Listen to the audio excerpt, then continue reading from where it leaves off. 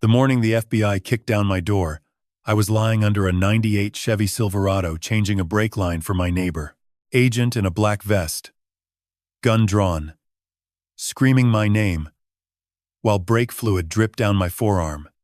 9 federal loans. $112,000. My signature on every page. But the worst part wasn't the fraud. The worst part was the bottle of Gatorade sitting on my workbench. The one my own daughter had mixed that morning. But I'm getting ahead of myself. My name is Frank Holloway, 61 years old. For 33 years, I fixed engines for a living in Charlotte, North Carolina. Transmissions, brake lines, alternators, radiators. If it had pistons and oil, I could make it run. When Henderson's Auto Repair closed 2 years ago, I took early retirement. Pension of $3,200 a month. Leased the garage next door on North Davidson Street in the Noda neighborhood and kept working on my own, smaller scale.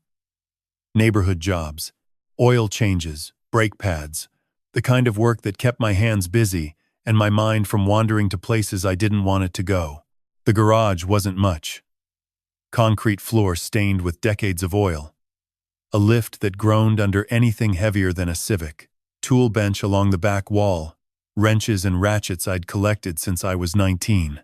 A radio permanently tuned to WBAV. Old soul music that made the hours disappear. The place smelled like motor oil and rust and autumn leaves blowing in off the street. I rented it for $800 a month. But it was mine the way a man's work is his. The only place I still made sense. That Friday morning in November, I'd been under Tommy Rollins's Silverado since 6:30. Tommy lived 3 houses down and couldn't afford the dealership price. I told him $40 and a case of cheerwine. That's how things worked in Noda. You helped your neighbors because someday you'd need help too. The concrete was cold against my back.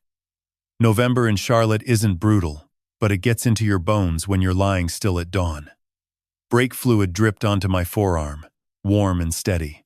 I was focused. Calm. This was the only time my head felt clear anymore, underneath a vehicle with a wrench in my hand and a problem I knew how to solve. That's when I heard the boots, not footsteps. Boots. Multiple pairs. Moving fast across the gravel lot. The kind that don't knock first. I slid out on my creeper, squinting against the daylight. 4 people stood in my garage bay. 3 men and a woman. Black tactical vests with FBI in white block letters across their chests. The woman in front had her hand on her sidearm. The man beside her had his weapon drawn, pointed low, but angled toward me. Frank Allen Holloway? Her voice cut straight through Otis Redding, singing, sitting on the dock of the bay on my radio. I remember that detail because of how absurd it felt. Otis crooning about wasting time while federal agents stood in my garage like I'd built a bomb instead of replacing brake lines. I raised my hands. Brake fluid ran down my forearm and dripped off my elbow. That's me, Special Agent Rebecca Torres, FBI Charlotte Field Office. She flashed her badge. We need to speak with you regarding 9 loan applications submitted in your name over the past 4 years. Multiples financial institutions. Total amount, approximately $112,000. The number floated in the air for a second before it landed. $112,000. I made $3,200 a month on my pension, and maybe $500 or $600 from garage work. That amount was nearly 3 years of my entire life. I haven't applied for any loans, I said. I was still sitting on the creeper, brake fluid on my hands. I don't even have a credit card. Torres didn't blink. Your signature appears on all 9 applications. Your social security number, date of birth, employment history. Everything matches. Then someone forged them. 2 of the 9 are Small Business Administration loans.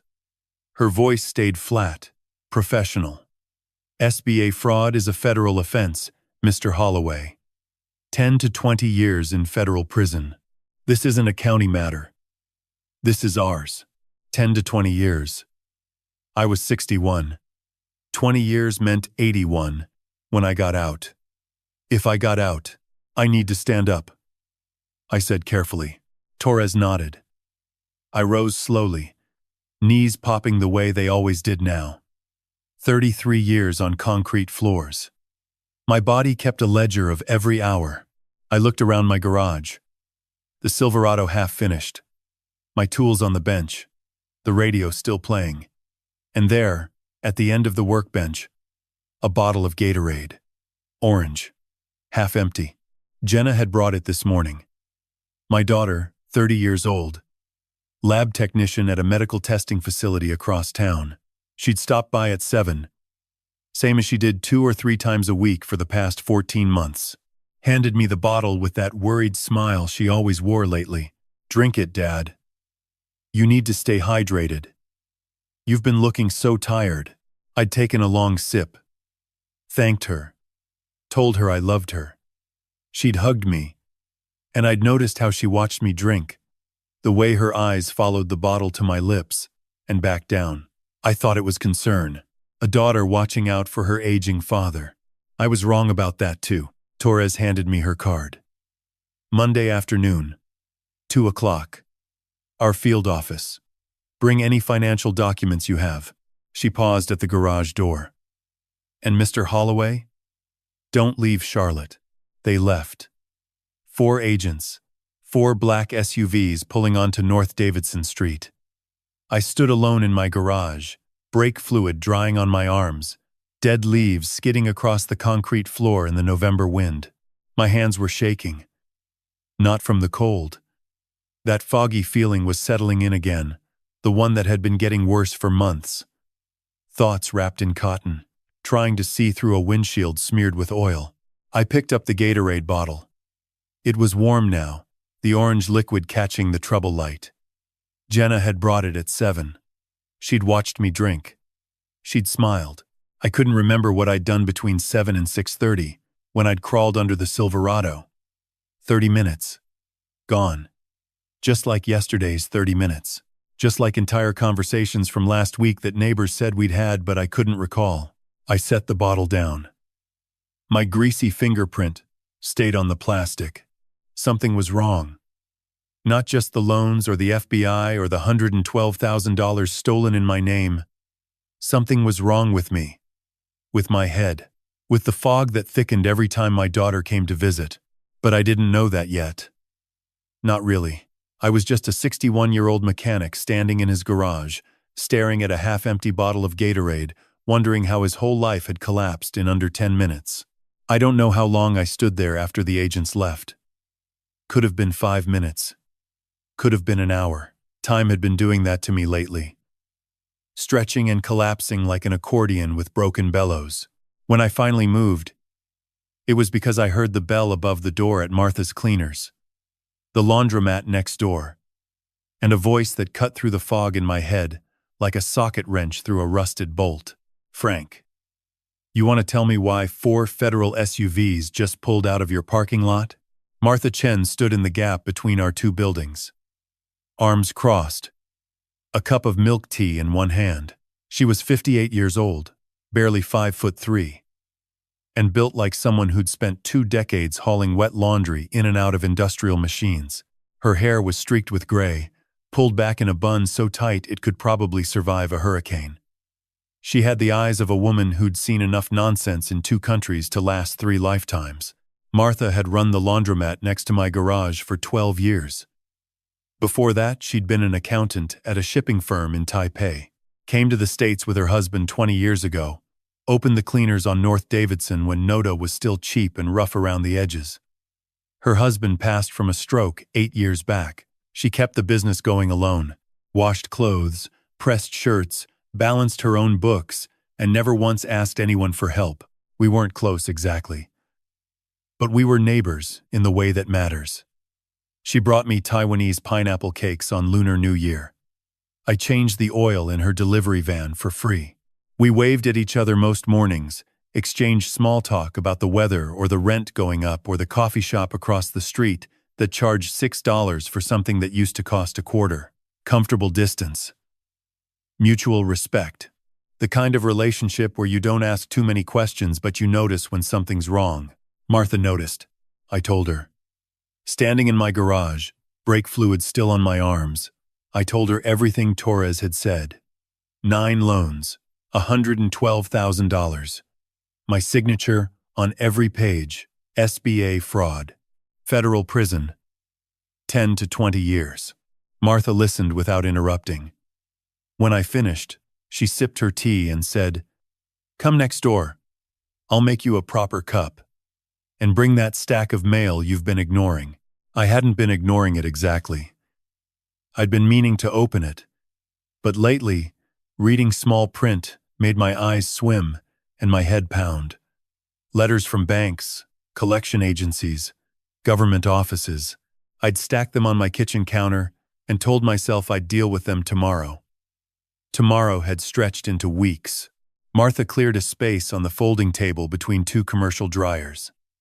The machines hummed and tumbled behind us, warm and rhythmic, filling the small space with the smell of detergent and fabric softener. She put on reading glasses, the kind you buy at the dollar store, and started opening envelopes one by one. I watched her work. There was something calming about it. The precision of her hands, the way she sorted papers into piles without being told what to look for. She wasn't a cop or a lawyer. She was a woman who'd spent decades reading balance sheets and tracking numbers that didn't add up. "This one is a personal loan," she said, setting it aside. "This one too. Signature loan, no collateral, $12,000. She opened another. "Credit line, $15,000. Another. "And this." She stopped, adjusted her glasses. "Read it again. Frank. This is an SBA loan. Small Business Administration. $24,000. Issued 18 months ago to a business called Stanton Capital Partners." She looked up at me. "Have you ever heard of that name?" I shook my head. "Stanton Capital Partners," she repeated slowly, like she was tasting the words. "That's listed as your business, Frank. According to this document, you're the registered owner. I don't own any business. I rent a garage and fix cars." Martha set the letter down carefully. She opened 2 more. Her expression changed with each one. Not shock exactly. More like recognition. The look of someone who'd seen this pattern before and knew what it meant. "Whoever did this," she said quietly, "they didn't just forge your signature. They built an entire financial identity around your name. Business registration, tax ID number, loan history. This is systematic. This took years." The dryer behind her buzzed. She ignored it. "Frank, who has your social security number? Your employment records, your signature samples, your full financial history? Who would know all of that?" The name sat in my throat like a bone. "Lorraine," I said. "My ex-wife." Martha waited. 29 years of marriage. She had access to everything. Tax returns, mortgage papers, insurance forms, bank accounts. Every document I ever signed, she had a copy. I told Martha about Lorraine. Not everything. Not yet. But enough. We married young, both 22. Jenna came that first year, unplanned but wanted. I worked at the plant. Lorraine worked as a bank teller at First Union, then Wells Fargo after the merger. For a long time, I thought we were solid. 2 people building something together, brick by brick, year by year. I was wrong. 5 years ago I found the messages. Not on her phone. She was too careful for that. On the family iPad that Jenna had left at our house. Lorraine had forgotten to log out of her email. 18 months of messages with a man named Derek Stanton, financial broker. Expensive suits, expensive restaurants, expensive promises. Every email ended the same way. "I love you." Soon, the divorce was brutal. Her lawyer painted me as emotionally distant, controlling. North Carolina is equitable distribution, so the affair barely mattered. She got the house, and $68,000 from the equity split. I got my pension, my truck, and the right to start over at 56, with nothing but greasy hands and a broken heart. Martha listened to all of it with her accountant's patience. When I finished, She picked up the SBA letter again. Derek Stanton, she said. And the company is called Stanton Capital Partners. The connection hit me like a crankshaft to the ribs. That's him, I whispered. That's her boyfriend.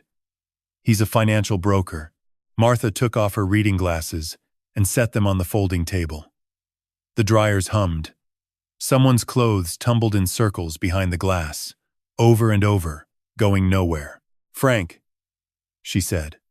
9 loans totaling $112,000 doesn't create a company called Stanton Capital Partners. A shell company means bigger money, bigger plans. She tapped the letter with her fingernail. This isn't just identity theft. This is infrastructure. Somebody built a machine to steal from you, and they've been running it for years. She picked up her tea, took a long sip, then set it down with the quiet certainty of a woman who'd balanced 10,000 ledgers and never been wrong. Numbers don't lie, Frank. People do. And right now, someone's numbers are screaming. Sunday evening. 2 days after the FBI turned my garage into a crime scene. I was sitting in my living room, which isn't saying much. Small house, rented. 3 blocks from the garage. 1 bedroom, 1 bathroom, a kitchen with a stove that worked on 2 of 4 burners, and a living room barely big enough for a couch and a television I watched but never really saw. The walls were bare except for 3 photographs on a shelf above the TV. Jenna at 6 years old, missing both front teeth, grinning like the world was made of candy. Jenna at her high school graduation, holding her diploma like a trophy. And Jenna at Lake Norman the summer she turned 8, sitting on a dock next to me, both of us holding fishing rods, the water flat and golden behind us. That was my favorite. I'd taught her to cast that day. She'd tangled the line 4 times, hooked my hat once, and when she finally caught a bluegill the size of my hand, she screamed so loud the people 3 docks over started clapping. I'd never seen anyone so proud of something so small. My phone buzzed on the coffee table. Jenna's name on the screen. My heart lifted. She'd heard about the FBI. She was calling to check on me, to ask if I was okay, to tell me she believed me. I picked up on the second ring. Honey, I need to talk to you about Dad. I already know. Her voice stopped me cold. Not the voice of my little girl who'd screamed over a bluegill. This was her work voice, the one she used at the lab when she was reading results to a doctor. Clinical. Detached. Already decided. Mom called me yesterday morning. Right after the FBI left your garage. Of course she did. Lorraine had always been fast. The kind of fast that looked like efficiency but was really strategy. Strike first. Frame the narrative. Make sure your version of the story is the only one people hear before the other side even knows there's a fight. Jenna, listen to me. Someone has been taking out loans in my name. 9 of them. $112,000. There's a company called Stanton Capital Partners, registered under my name that I've never heard of. This is... Mom told me you'd say that. 4 words. 4 words that closed a door I didn't even know was shutting. She told me you've been calling her, threatening her, showing up at her house. She said you can't accept that the marriage is over, that you've been obsessing over her and Derek for 5 years. That's not true. My voice came out harder than I meant. Jenna, I haven't spoken to your mother in 5 years. Not a phone call, not a text, not a wave across a parking lot. Nothing. That's not what she says. She's lying. Silence. I could hear something in the background. The hum of laboratory equipment. The soft beep of a machine. She was at work. I was interrupting her shift to beg my own daughter to believe me, and she was standing in a lab somewhere reading my desperation like another set of test results that didn't look good. Dad, do you hear yourself? Her voice cracked, just slightly, before she pulled it back together. First you're accusing Mom of being behind the loans. Now you're saying she's a liar. This is exactly what she warned me about. She said you'd try to turn me against her. Lorraine had prepared for this. Laid the groundwork months ago, maybe years. Told Jenna the same story over and over, until it hardened into truth. Dad is obsessed. Dad can't let go. Dad blames everyone else for his problems. By the time I opened my mouth to defend myself, the verdict was already in. There's something else. Jenna's voice dropped. Quieter now, the way people talk when they're delivering news they know will hurt. Mom filed a restraining order against you, Friday afternoon, right after the FBI left your place. She went straight to the courthouse. The room tilted. A restraining order. That meant, if I tried to contact Lorraine, even to confront her about the fraud, I'd be arrested on the spot.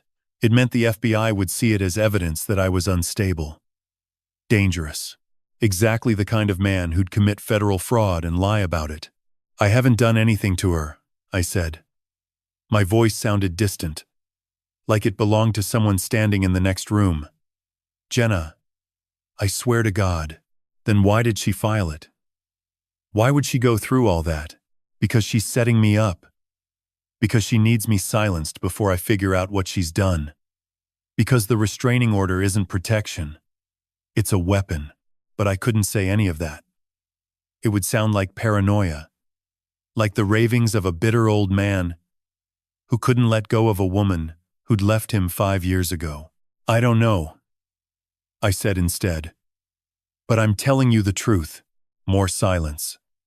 Longer this time. I could hear her breathing, and underneath that, the beep of machines measuring things with perfect accuracy.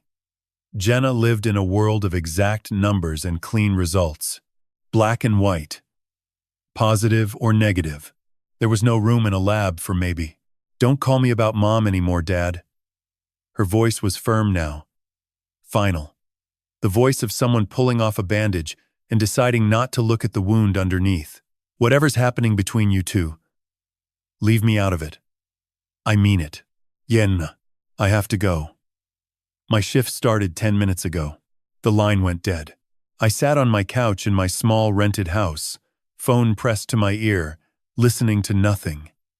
On the shelf above the television, 6-year-old Jenna grinned at me with her missing teeth. 8-year-old Jenna held a fishing rod at Lake Norman, the sun behind her turning the water to gold. 18-year-old Jenna clutched her diploma, eyes bright with a future that hadn't broken her yet. My daughter. My only family. The one person I had left in this world. Gone. I set the phone on the coffee table. My hands were trembling. The fog in my head was thicker tonight, heavier, pressing down like a wet blanket thrown over my thoughts. I couldn't think straight, couldn't plan, couldn't figure out my next move because my mind felt like an engine running on contaminated fuel, misfiring on every cylinder. Tomorrow morning I had to walk into the FBI field office and convince Agent Torres I wasn't a criminal. I had no evidence. No allies except a laundromat owner with reading glasses from the dollar store. My ex-wife had a restraining order that made me look violent. My daughter thought I was a liar. And the federal government had 9 signatures they said were mine. I looked at the photographs on the shelf one more time. Jenna fishing. Jenna smiling. Jenna before any of this. Then I turned off the light and sat in the dark, listening to nothing, feeling the fog close in like water filling a sinking car. Monday afternoon. Martha drove me to the federal building uptown because I couldn't drive myself. Not wouldn't. Couldn't. The fog had been bad all weekend. I'd nearly missed a red light on Independence Boulevard on Saturday. Sailed right through it before my brain registered the color. Martha had seen me standing in my garage that morning, staring at the ignition key in my hand, like I'd forgotten what it was for. She took it from me, walked me to her van, and drove without asking permission. That was Martha. She didn't wait for you to admit you needed help. She just showed up with the keys, already in her hand. The FBI Charlotte field office sat on the 4th floor of a federal building in uptown Charlotte, all glass and steel, and the kind of architecture that's designed to make you feel small. The elevator smelled like floor wax and someone's leftover lunch. Martha rode up with me, but stopped at the 4th floor lobby. "I'll wait," she said, sitting down in one of those hard plastic chairs bolted to the floor. She had her laptop bag over her shoulder, the old Lenovo she used for the laundromat's books. "When you come out, we'll talk." The waiting area was beige. Beige walls, beige carpet, beige chairs. A water cooler hummed in the corner. I sat for 20 minutes watching agents move through the hallway with that federal walk, unhurried but purposeful. Like they had all the time in the world and none of it was yours. Torres opened her office door at 2:15. She didn't apologize for the wait. "Mr. Holloway, come in." Her office was smaller than I expected. Metal desk, computer monitor, file boxes stacked against the wall. No window. Fluorescent lights that turned everything. The color of old newspaper. Another agent stood by the door. Not one of the four from Friday. This one was younger, glasses, a notebook already open. He didn't introduce himself. On Torres's desk, 9 loan applications were spread out in a row. My name at the top of each one. Frank Allen Holloway. Social security number, date of birth, employment history. All correct. All mine, except I'd never seen any of them before. "Take a look at these signatures," Torres said, sliding the first application across. "Tell me what you see." I picked it up. There was my name in blue ink at the bottom. Frank A. Holloway. The handwriting was close. Very close. The F started with the same upstroke I'd been making since high school. The H had that little hitch at the top where my pen always caught. But it was wrong. "I'm left-handed," I said, tilting the paper under the fluorescent light. "My writing leans left. Always has. This signature leans right." I pointed to the F. "And see this curve here? My F's are angular. This one is rounded. Someone studied how I write. But they held the pen in their right hand." Torres watched me. Didn't nod. Didn't write anything down. "So you're saying these are forgeries?" "They have to be." She pulled out another folder. Thicker. "Bank statements. These are the spending records tied to the fraudulent loan accounts," she said, spreading them across her desk like a dealer laying out cards. "Take a look at how the money was spent." I scanned the charges. Premium spa package at the Ballantine Resort, $2,600. 3 visits to Nordstrom at South Park Mall, total $4,200. Dinner at the Fig Tree Restaurant, $520 for 2 people. Weekend stay at a beachfront property in the Outer Banks, $2,100. Wine delivery subscription, $380 a month for the past 18 months. Someone was living well on $112,000. Someone who liked expensive things. Someone who was making up for decades of living on a mechanic's salary. "I've never been to any of these places," I said. "I've never set foot in the Ballantine Resort. I don't even know where the Fig Tree is. It's on Providence Road. Very nice place. Prix-fixe menu." Torres leaned back. "The spending pattern suggests someone with expensive tastes, Mr. Holloway. Someone who feels they're owed a certain lifestyle. Does that sound like anyone you know?" It sounded exactly like Lorraine. The woman who'd complained for 29 years that I didn't take her to nice enough restaurants. That our vacations were always campgrounds instead of resorts. That my hands always smelled like motor oil no matter how many times I washed them. "My ex-wife," I said. Torres didn't react. Instead, she pulled out another sheet. The restraining order. Lorraine's signature at the bottom, neat and right-handed. "Your ex-wife filed this Friday afternoon. Claims you've been harassing her. Calling repeatedly. Showing up at her residence. She states she fears for her physical safety. None of that is true. She has phone records showing calls from your number over the past 4 months. I haven't called her. Not once in 5 years. Then someone's spoofing your number, which is exactly what you'd say if you were lying." Torres folded her hands on the desk. "Mr. Holloway, here's what this looks like from my side. A divorced couple. Bad blood. Maybe you took out the loans yourself. Maybe you two planned this together. Either way, the restraining order makes your story harder to believe." My head was swimming. The fluorescent lights were too bright. The beige walls were closing in. I gripped the edge of her desk to stop the room from tilting. "Are you all right?" Torres asked. "Fine," I said. But I wasn't. The fog was the worst it had been. Like trying to think through wet concrete. Like my brain was an engine with sugar in the gas tank, grinding and stalling and refusing to turn over. "When's the last time you ate?" I couldn't remember. "Yesterday. Maybe Saturday." Torres studied me for a long moment. Something shifted behind her eyes. Not sympathy exactly. More like a detective, filing away a detail she didn't understand yet. "We'll continue our investigation, Mr. Holloway. Stay in Charlotte. Don't contact your ex-wife. We'll be in touch." I stood. My legs felt like they belonged to someone else. Walked down the hallway, into the elevator, through the lobby, with its metal detectors and security guards. Each step cost me something.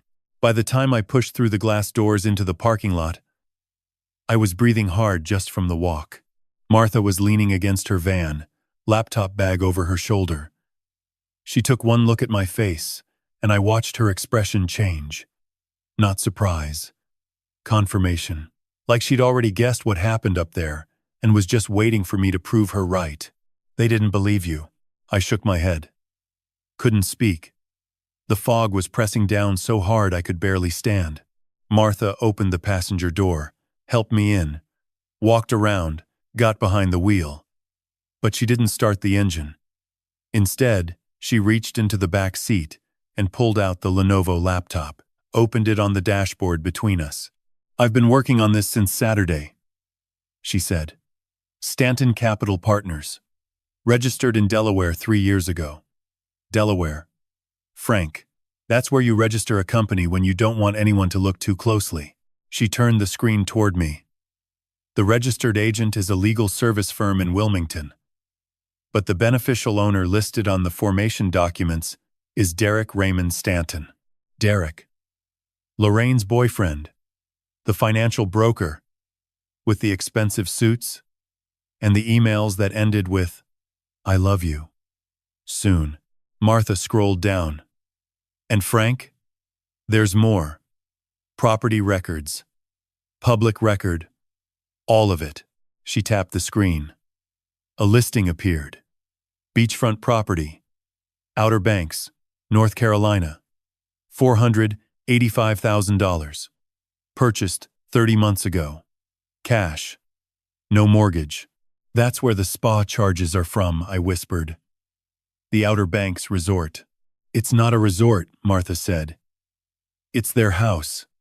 They bought it with your money." She closed the laptop, started the van, pulled out of the parking lot onto Trade Street, heading back toward Noda. "This is bigger than 9 loans, Frank," she said, eyes on the road. "This is a machine, and we're going to take it apart." Tuesday night. Martha's Cleaners. She'd closed up at 8, but left the dryers running. Said the sound helped her think. I believed her. There was something about the rhythm of a dryer, the steady tumble and hum, that reminded me of an engine idling. Constant. Dependable. A machine doing what it was built to do. We sat at the folding table nearest the back. Martha had spread papers across it like a surgeon laying out instruments. Bank statements from my ignored mail. County property records she'd found online. Corporate filings from Delaware. Her old Lenovo glowing between us. She'd been working on this since Saturday. 3 days of tracking numbers while I sat in my house staring at walls. An accountant doing what accountants do. Following the money. Stanton Capital Partners, she said, pointing to the screen. Registered in Delaware 36 months ago. Single member LLC. Listed purpose. Real estate investment and financial consulting. She looked at me over her dollar store reading glasses. Financial consulting. That's a fancy way of saying we move money and don't want anyone knowing where it goes. We already know about the Outer Banks house, I said. $485,000. That was day 1. This is day 3. Martha clicked to a new tab. Rutherford County Records. Lake Lure. Cabin on the North Shore. Purchased 20 months ago. $195,000. Cash. No mortgage. Title held by Stanton Capital Partners. Lake Lure. Lorraine and I had driven through there once on the way to Asheville, years ago. She'd stared at the big houses on the hillside and said, "Someday, Frank, someday we'll have a place like that." I'd laughed and told her someday was a long way off on a mechanic's salary. Turns out someday came sooner than I thought. She just used my name to pay for it. Martha clicked again. New Hanover County. Wilmington. Condo. 2 blocks from Wrightsville Beach. $280,000. Cash. Stanton Capital Partners. She sat back and let me do the math. $960,000, I said. Nearly $1 million. In real estate alone. All cash. All through a Delaware shell company. All within 3 years. 9 loans totaling $112,000. That was what Torres told me. The full scope of the damage. According to the FBI. It wasn't even close.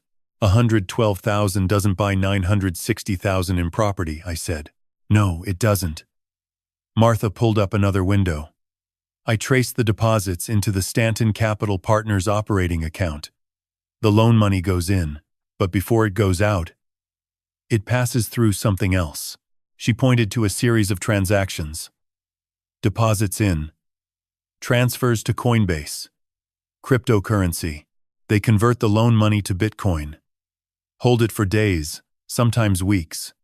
Convert it back to dollars through a different exchange. Deposit it into a second account. That second account buys the properties. Laundering. Textbook. Run dirty money through crypto. It comes out clean on the other side. She tapped the screen. But here's what kept me up last night. The total amount flowing through these crypto wallets over 3 years isn't $112,000. It's closer to $400,000. $400,000. The number hit me like a dropped engine block. There are more loans, I said. Or more victims. Martha took off her glasses. Frank, your 9 loans are just the ones the FBI found. But if they're running nearly $1 million through a shell company, they need a bigger pipeline than one ex-husband's stolen identity. They need multiple sources. Multiple sources. Other people like me. Other names forged on applications. Other lives destroyed to feed a machine that bought lakefront cabins and beachfront condos. My phone buzzed. Unknown number. Text message. You should have stayed under your truck, Frank. Nobody's going to believe a grease monkey over the FBI. Give up. You've already lost. I showed Martha. She read it twice. Jaw tightened. Pulled out her own phone. Photographed my screen. Save everything. Don't respond. Don't delete. That's Lorraine. I said. She knows. Martha set her phone down. She's watching you, which means she's nervous. People who are winning don't send threatening texts at 9 o'clock on a Tuesday night. People who are scared do. She turned back to the laptop.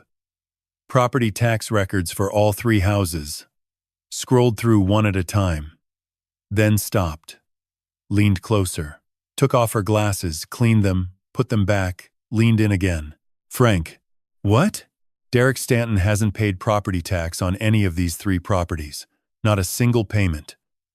30 months delinquent on Outer Banks. 20 on Lake Lure. 26 on Wilmington. Total owed to 3 North Carolina counties is approximately $31,000. What does that mean? Martha closed the laptop. The dryers hummed. Someone's forgotten load tumbled in circles behind the glass, going around and around in the dark. It means they're not keeping these houses. They're planning to sell fast and disappear. You don't skip taxes on property you intend to live in. You skip taxes on property you intend to dump. She folded her glasses carefully. This isn't just fraud, Frank. This is an exit strategy. Lorraine and Derek are building a runway.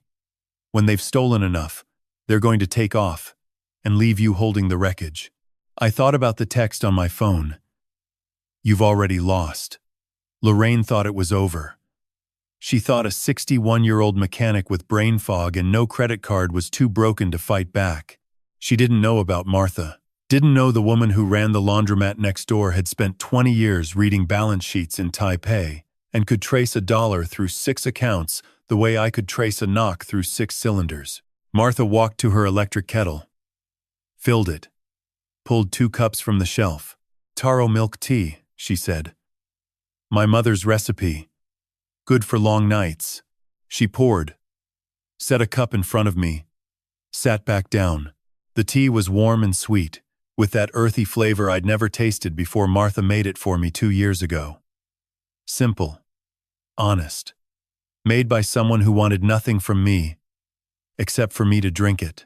"Numbers don't lie, Frank," she said, wrapping both hands around her cup. "People do. And right now, Lorraine's numbers are screaming so loud, I can hear them over the dryers." It was Martha who noticed, not me. I was too deep inside the fog to see the shape of it. Thursday morning. 4 days after the FBI. I was in the garage trying to finish Tommy Rollins's brake line, the one I'd been under when Torres and her agents showed up. Simple job. Should have taken 2 hours. I'd been working on it for 3 days. Every time I picked up a wrench, my hands felt like they belonged to someone else. I'd forget which fitting I'd already tightened. I'd stare at the brake caliper like I'd never seen one before, even though I'd replaced 1,000 of them in 33 years. Martha came through the gap between our buildings around 10, carrying 2 cups. Taro tea for her, black coffee for me. She set them on the workbench and watched me work for a while without saying anything. That was unusual.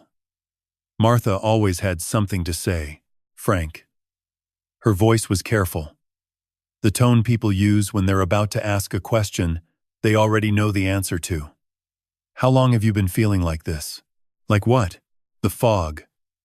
The forgetting. The way you just stared at that wrench for 45 seconds before you picked it up." "I'm 61. Things slow down. Not like this." She sat on the stool by the workbench, crossed her arms. "When did it start?" "Think carefully." I didn't want to think carefully. Thinking carefully meant looking at something I'd been avoiding for months. But Martha had that look, the accountant's look. The one that said she'd already run the numbers and was waiting for me to catch up. I don't know. Maybe 14 months ago. It came on gradually. Forgetting conversations. Missing appointments. Getting lost. Driving to places I've been going for 20 years. I wiped my hands on a rag. I figured it was just age. 14 months. Martha said it slowly, like she was writing it down in a ledger. "And when did Jenna start visiting you more often?" The question hung in the air between us.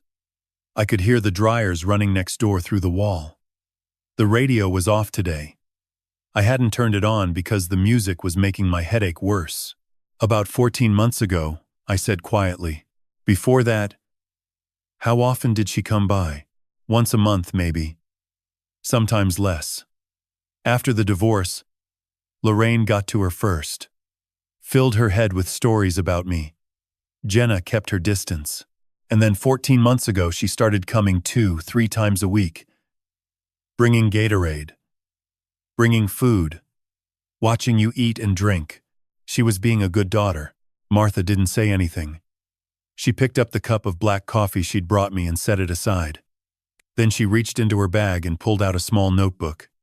She'd been keeping notes. Dates, observations, things she'd seen from her side of the wall. "October 14th, she read.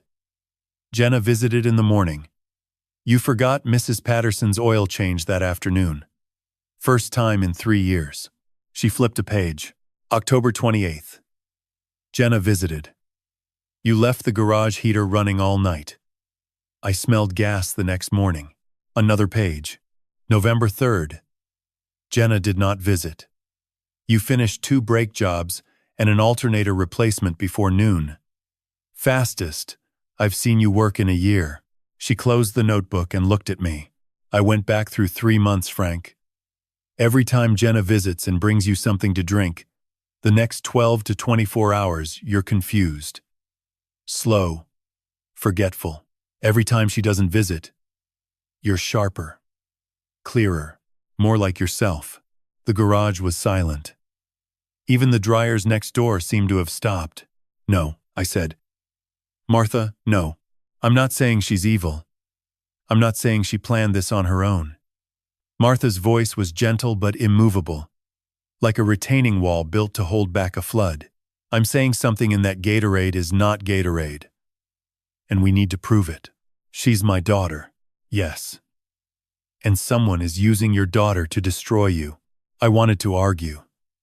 Wanted to tell her she was wrong. That Jenna would never. That there had to be another explanation. But the pattern was there. Martha had written it down in her neat accountant's handwriting. Dates and observations and a truth I couldn't unsee. Tomorrow morning, Martha said. I'm driving you to the clinic on Central Avenue. Full toxicology screen. Blood work. We find out what's in your system. And we find out today. Friday morning. Martha drove. The clinic was a low brick building near the freeway, part of a medical network Jenna's lab was connected to. The irony wasn't lost on me. I signed in at the front desk with a shaking hand. My signature leaned left, the way it always did. The nurse's name tag said Denise. She was efficient, gentle, didn't ask unnecessary questions. Wrapped the tourniquet around my arm, slid the needle in. I watched my blood fill vial after vial, dark red, almost black, under the fluorescent lights. 4 vials. Full toxicology panel. Denise said. Results in 24 to 48 hours. Dr. Amari ordered a rush. Martha waited in the lobby. Drove me home. Made me eat a sandwich. The first real food I'd had in 2 days. Left me with instructions to sleep, drink water, and not touch Gatorade. I didn't sleep. I lay in bed staring at the ceiling, running the pattern through my head like a diagnostic checklist. 14 months. 2 to 3 visits a week. Gatorade every time. Dad, you need to stay hydrated. The worried smile. The way she watched me drink. Had she known? Had she known what was in the bottle every time she handed it to me with that smile? Had she stood in my garage watching the poison take hold and told herself it was for the best? She's a lab technician. She works with chemicals and compounds every day. She would know dosages. She would know effects. She would know exactly how much to use to keep a 61-year-old man confused without killing him. Friday afternoon. 3:17. My phone rang. Dr. Amari. Mr. Holloway. His voice was the kind of grave that doctors reserve for conversations they wish they didn't have to have. Your blood work came back. I need you to come in. Today, if possible. Martha picked me up in 20 minutes. We sat across from Dr. Amari in his office. Not the exam room. The office. Framed diplomas on the wall. Family photos on the desk. The kind of room where they tell you things that change your life. Your toxicology screen came back positive for anxiolytics, he said. Anti-anxiety medications. Specifically, a class of drugs used for sedation and muscle relaxation. You are not prescribed any of these medications, correct? No. The levels in your system are significantly elevated. Based on concentration and metabolite analysis, I'd estimate consistent, repeated dosing over a period of 12 to 14 months. 14 months. Mr. Holloway, this wasn't accidental. Dr. Amari leaned forward, his voice dropping. These levels indicate deliberate, regular administration. Someone has been drugging you. The room didn't spin. It didn't tilt or blur or go dark. It just stopped. Everything stopped. The clock on the wall, the hum of the ventilation, the sound of Martha, breathing beside me. All of it froze. And in that frozen moment I saw my daughter's face. Jenna at 7, handing me a crayon drawing of our house. Jenna at 16, crying over a boy who didn't call back. Jenna at 25, hugging me at her college graduation. Jenna at 30, standing in my garage with a bottle of Gatorade and a worried smile. Dad, you need to stay hydrated. My daughter had been poisoning me for 14 months. Martha's hand found my arm. Steady. Warm. The only thing keeping me from falling out of the chair. We know, Martha said quietly to Dr. Amari. And we know who. I called her Saturday evening. 6:14. My hands were steady for the first time in months. 3 days without the Gatorade. And the fog was thinning. Not gone, but thinning. Like a windshield after the first pass of a wiper blade. Still smeared. Still blurry at the edges. But I could see the road. Jenna picked up on the fourth ring. Tonight, I said. My garage. 7 o'clock. Dad, I don't think. This isn't negotiable, Jenna. I hung up before she could argue. Went to the garage. Turned on the single overhead light. The one that cast everything in that yellow glow that made clean metal look dirty. I set 2 things on the workbench. The blood test results from Dr. Amari, and an empty Gatorade bottle. Orange. The last one she'd brought me. The one I'd poured down the sink.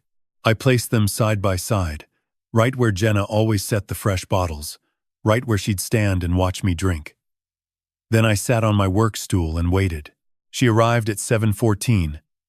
14 minutes late.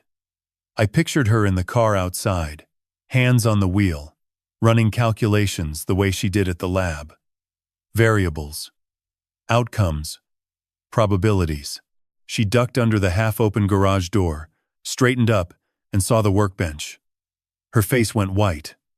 All at once, like someone pulled a plug and drained the color out. I didn't stand. Didn't move. Anxiolytics, I said. That's what Dr. Amari found in my blood. Anti-anxiety medication. High levels. Consistent dosing over 14 months. I paused. Someone's been putting it in my Gatorade, Jenna. Every time. For over a year. She didn't breathe. Stood frozen 3 feet inside the door like a deer caught between the headlights and the ditch. You're a lab technician. You work with compounds and dosages every day.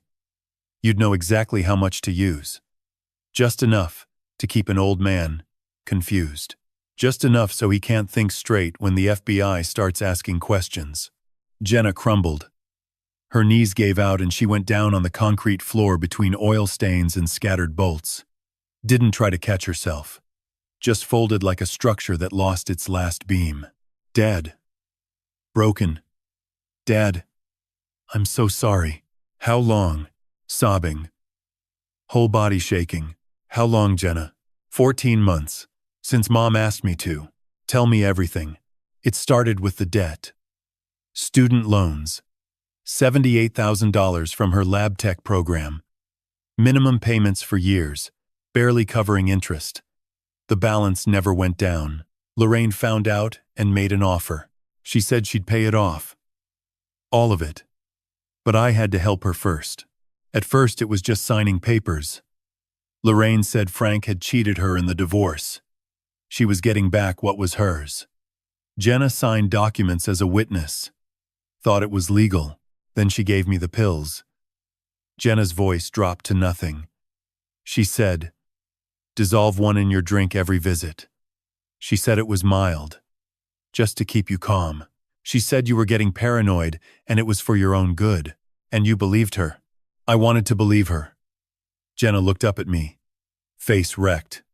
Mascara, tears, concrete dust. She's my mother, Dad. She looked me in the eye and told me she was protecting you. And I'm a lab tech. I could have tested the pills, could have looked up the compound in 5 minutes and known it wasn't mild. That it wasn't calming you. That it was sedating you. Destroying your cognition. She pressed her palms flat on the concrete. But I didn't check. Because I didn't want to know. I was too scared of the answer. The overhead light hummed. Outside, a car passed on North Davidson. Music thumping through closed windows. When I tried to stop, Jenna whispered. She told me I was already guilty. Said I'd signed documents. Said if I stopped, she'd go to the FBI and tell them I was involved from the beginning. Said I'd go to prison. Her shoulders shook, so I kept going. Every visit, every bottle, every time I watched you drink, I wanted to throw up. But I was so scared, Dad. I looked at my daughter on the floor of my garage. The girl I'd taught to fish. The girl I'd carried on my shoulders through parking lots. The girl who called me every Sunday just to talk about nothing. She'd been poisoning me for 14 months and drowning the entire time. I stood up, walked to the workbench, picked up the empty Gatorade bottle, and dropped it in the trash can. Plastic thudded against the bottom. Done. Here's what's going to happen, I said. You're going back to your mother. You're going to act like nothing's changed. Like tonight never happened. Jenna stared up from the floor. Every time you're at her house, you record the conversations. Phone in your pocket. I don't care if the audio's bad. Get it. Pictures of every document. Bank statements. Loan applications. Anything with my name. Dad, if she catches me, don't let her catch you. I crouched down to eye level. Knees protested. 33 years on concrete. When this is over, when your mother's arrested, I'll help you with the debt. The $78,000. We'll figure it out. But right now, the only way forward is through. Jenna nodded, wiped her face, stood slowly. One more thing. I looked her in the eye. If you betray me again, Jenna, we're done. Forever. No second chances. Say it. Her lip trembled. If I betray you again, we're done forever. Good. Go home. Call your mother tomorrow. Tell her I'm falling apart. Tell her whatever she wants to hear. And start recording. She picked up her purse. At the garage door, she turned back. Face swollen, streaked, broken open. She looked 10 years older and 10 years younger at the same time. I love you, Dad. I didn't say it back. Not yet. She ducked under the door and disappeared into the November dark. I stood alone in my garage. The overhead light hummed. The empty bottle sat in the trash. The blood test results lay on the workbench, black ink confirming what my daughter had done to me for 426 days. I turned off the light, locked the door, walked home in the cold. Tomorrow, the real work would begin. The morning after Jenna left my garage, I woke up at 4:47 a.m. to a sound I hadn't heard in 33 years of living in Charlotte's silence. No engine idling in the driveway. No compressor humming through the wall. No neighborhood dog barking at the recycling truck on 36th Street. Just the heater clicking on and off like a metronome, counting down something I couldn't name. I made coffee. Black. 2 sugars, the way I'd made it every morning since I was 19 years old and started my first apprenticeship at Vic's Transmission on South Boulevard. I sat at the kitchen table and stared at the mug. The coffee got cold. I made another one. That one got cold too. Day 1, without Gatorade. By Wednesday, the fog started thinning. Not all at once, it came in patches, like driving through mountain clouds on the Blue Ridge Parkway. One minute I'd remember exactly where I put my socket wrench set. The next, I'd stand in the middle of the garage and forget why I walked in. But the windows were opening. Slowly, painfully, light was getting through. And with the light came the bills. Thursday morning, I found a letter from the Social Security Administration in my mailbox. My pension, $3,200 a month, the only income keeping me alive, had been flagged for review due to ongoing federal investigation into identity-related fraud. Payments suspended effective immediately. No timeline for reinstatement. No appeal process listed. Just a phone number in Baltimore that rang 14 times before a recorded voice told me to call back during business hours. I called back 9 times over 3 days. On the 10th call, a woman named Denise read me a case number and said she couldn't discuss details. She suggested I consult with legal counsel. I told her my legal counsel was a laundromat owner with a 10-year-old Lenovo laptop. Denise didn't laugh. Friday, the City of Charlotte's Business License Division sent a notice that my home-based mechanic license, the one I'd held for 22 years without a single complaint, was under administrative suspension. pending the resolution of federal charges. The letter was dated the same day the FBI showed up at my garage. Someone had filed the complaint before Torres even knocked on my door. I couldn't work. I couldn't collect my pension. I couldn't touch the $4,100 I had left in my checking account because the bank froze it as a precautionary measure after the FBI contacted them. The branch manager, a kid who looked about 24, told me he was really sorry and handed me a pamphlet about financial hardship resources. The pamphlet had a stock photo of a smiling woman holding a calculator. I ate what I had. Rice. Canned beans. Half a loaf of Wonder Bread that was 2 days from going stale. Martha brought me soup on Saturday, chicken tortilla. Homemade. Still hot in a thermos she'd wrapped in a dish towel.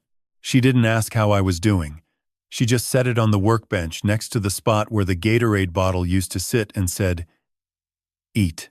On Sunday, WCNC Charlotte ran a segment during the 6 o'clock news. I didn't see it live. I'd stopped turning on the television after the pension letter, but Martha called me at 6:23 p.m., her voice tight, and clipped the way it got when she was angry. "They used your name, Frank." The segment was about rising SBA loan fraud in the Charlotte metro area. They didn't show my face. But they mentioned a 61-year-old NODA resident connected to 9 fraudulent loan applications totaling over $100,000. In a city where NODA covers about 12 blocks, that description might as well have been my home address. By Monday, Tommy Rollins, the same neighbor whose Silverado brake line I was fixing when the FBI showed up, left a note on my garage door. Not a threatening note. Worse. A polite one. "Hey Frank, I think it's best if I take the truck to Firestone for now. No hard feelings. T.R." He didn't even have the guts to knock. Tuesday, the county sent a tow notice for my 2004 Ford F-150. The truck had been flagged as potentially acquired through fraudulent financial instruments. I bought that truck in 2009 with cash $7,200 from 3 months of overtime, rebuilding a transmission for a landscaping company in Huntersville. I had the receipt in a shoebox under my bed. But receipts don't matter when the government decides your name is a crime. They towed it Wednesday morning at 7:15 a.m. I watched from the kitchen window, holding a cup of cold coffee, as a flatbed from Queen City Towing loaded my truck like it was evidence. The driver didn't look at the house. He just hooked the chains, pressed a button, and drove away down North Davidson Street. That was the day I stopped counting. I stopped counting the calls I made to the Social Security office. I stopped counting the days since Jenna left the garage. I stopped counting the cans of beans left in the cabinet. Counting implied a future where the numbers would change, and I couldn't see that future from where I was standing. Thursday was November 19th. My 62nd birthday. Martha showed up at 5:30 p.m., carrying 2 things. A taro milk tea from the boba shop on East 36th Street, and a manila folder thick enough to bend at the spine. She set the tea on the table, slid the folder across, and sat down across from me without taking off her coat. "Happy birthday, Frank. Now open it." Inside was everything. Every tax return Lorraine and I had filed jointly from 1994 to 2019, 25 years of W-2S, deductions and signatures. Martha had pulled them from public record requests, cross-referenced them with the loan applications the FBI had shown me, and highlighted every discrepancy in yellow marker. The handwriting analysis alone covered 6 pages.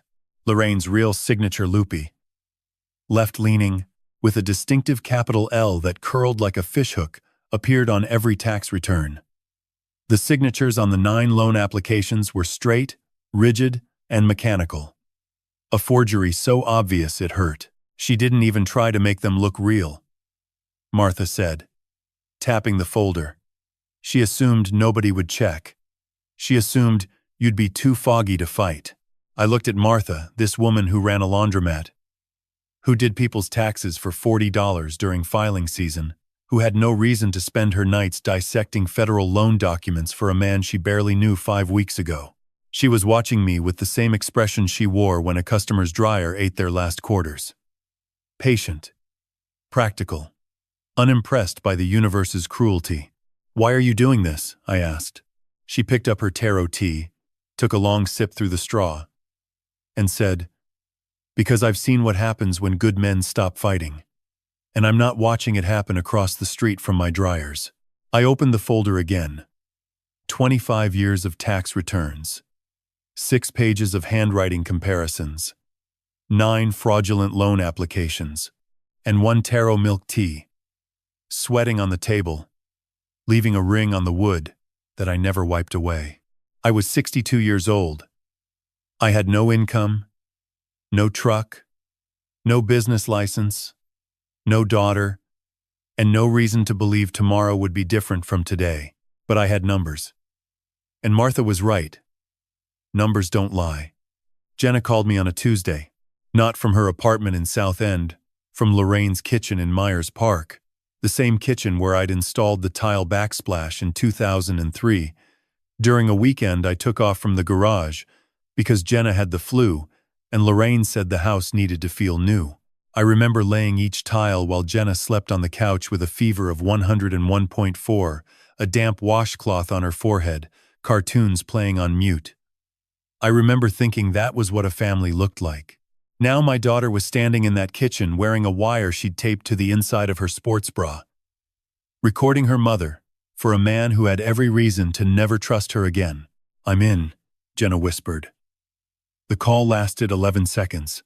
Martha and I had spent Monday night preparing her.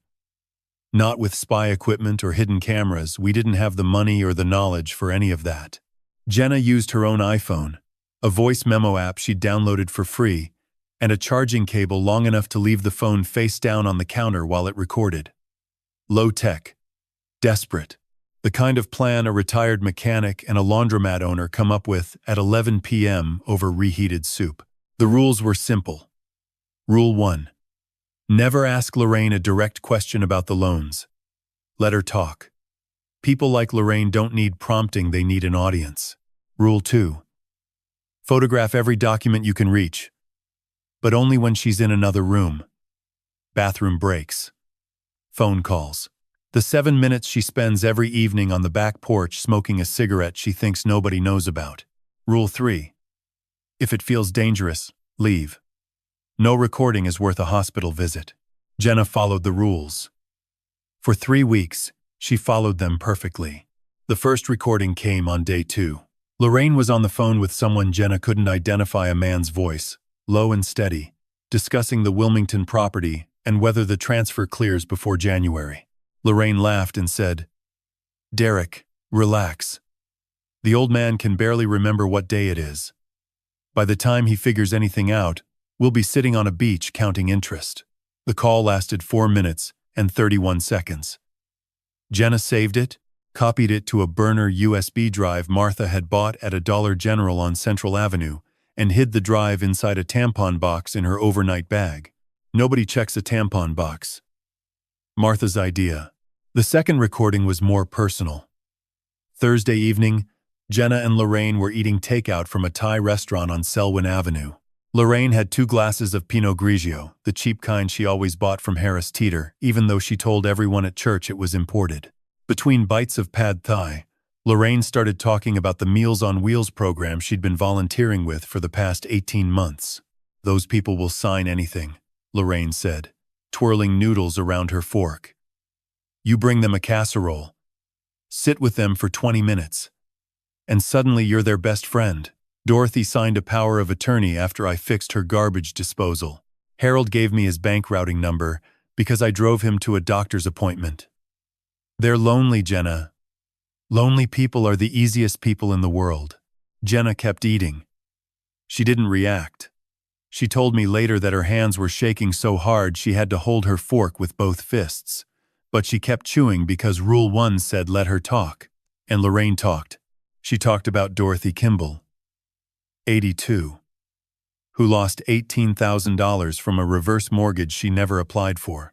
She talked about Harold Webb, 79, whose savings account had been drained by $16,000 in administrative fees for a home repair program that didn't exist. She talked about Ruth Simmons, 84, and Eugene Marsh, 77, whose names appeared on paperwork they'd never seen for services they'd never received. 4 elderly victims. 4 people who trusted a woman with a casserole dish and a smile. The total stolen from the Meals on Wheels network money skimmed from donations, redirected from vendor accounts, and siphoned through fake invoices was approximately $67,000. Combined with the $112,000 in loans forged under my name, Derek's 3 properties worth $960,000, and the $400,000 laundered through cryptocurrency, the operation wasn't a scam. It was an industry. Jenna's 3rd recording was the shortest and the worst. Saturday night. Lorraine was on her 2nd bottle of Pinot Grigio, sitting in the living room with the television on mute, a habit she'd had since our marriage. Watching mouths move without sound, like she preferred to write her own version of what people were saying. Jenna was pretending to scroll through her phone on the opposite couch. "You know your father's pension got cut off," Lorraine said, not looking away from the screen. "I heard," Jenna said. "Good. Let him feel what it's like to have nothing." Lorraine took a sip. "He had 33 years to give me a real life, and what did I get? A garage. Oil stains on every shirt I owned. The smell of brake fluid at Thanksgiving dinner." She set the glass down. "Derek gives me more in a weekend than your father gave me in a decade." Jenna said nothing. The recording caught the sound of the television's silent mouths and the clink of Lorraine's glass against the coffee table. "I tried to do this clean," Lorraine continued. "Move the money. Sell the houses. Get out. Belize first. Then maybe Grand Cayman if Derek's contact comes through. But your father had to make it complicated. Had to get that Chinese woman from the laundromat involved." She paused. If he'd just stayed confused, none of this would have been necessary. If he'd just stayed confused. That sentence lived in my chest like a splinter for weeks. My ex-wife hadn't just stolen my money and my name. She'd stolen my mind deliberately, systematically, through our own daughter. Because a confused man doesn't fight back. A confused man signs what you put in front of him. A confused man dies quiet. Jenna sent me the 3 recordings on a Sunday morning, tucked inside a Google Drive folder she'd labeled Dad's Birthday Recipes. Martha downloaded them onto her Lenovo, made 2 backup copies on separate USB drives, and locked one in the cash register at the laundromat. The other she gave to me. I put it in the shoebox under my bed, next to the receipt for my Toad F-150. A shoebox full of proof that my life had been stolen by the woman who promised to share it. Martha sat at my kitchen table that afternoon, her reading glasses low on her nose, replaying the 2nd recording for the 3rd time. When Lorraine's voice said lonely people are the easiest people in the world, Martha pressed pause and looked at me over the frames. "We need the pastor," she said. "What pastor?" "The one who runs Meals on Wheels at Lorraine's church.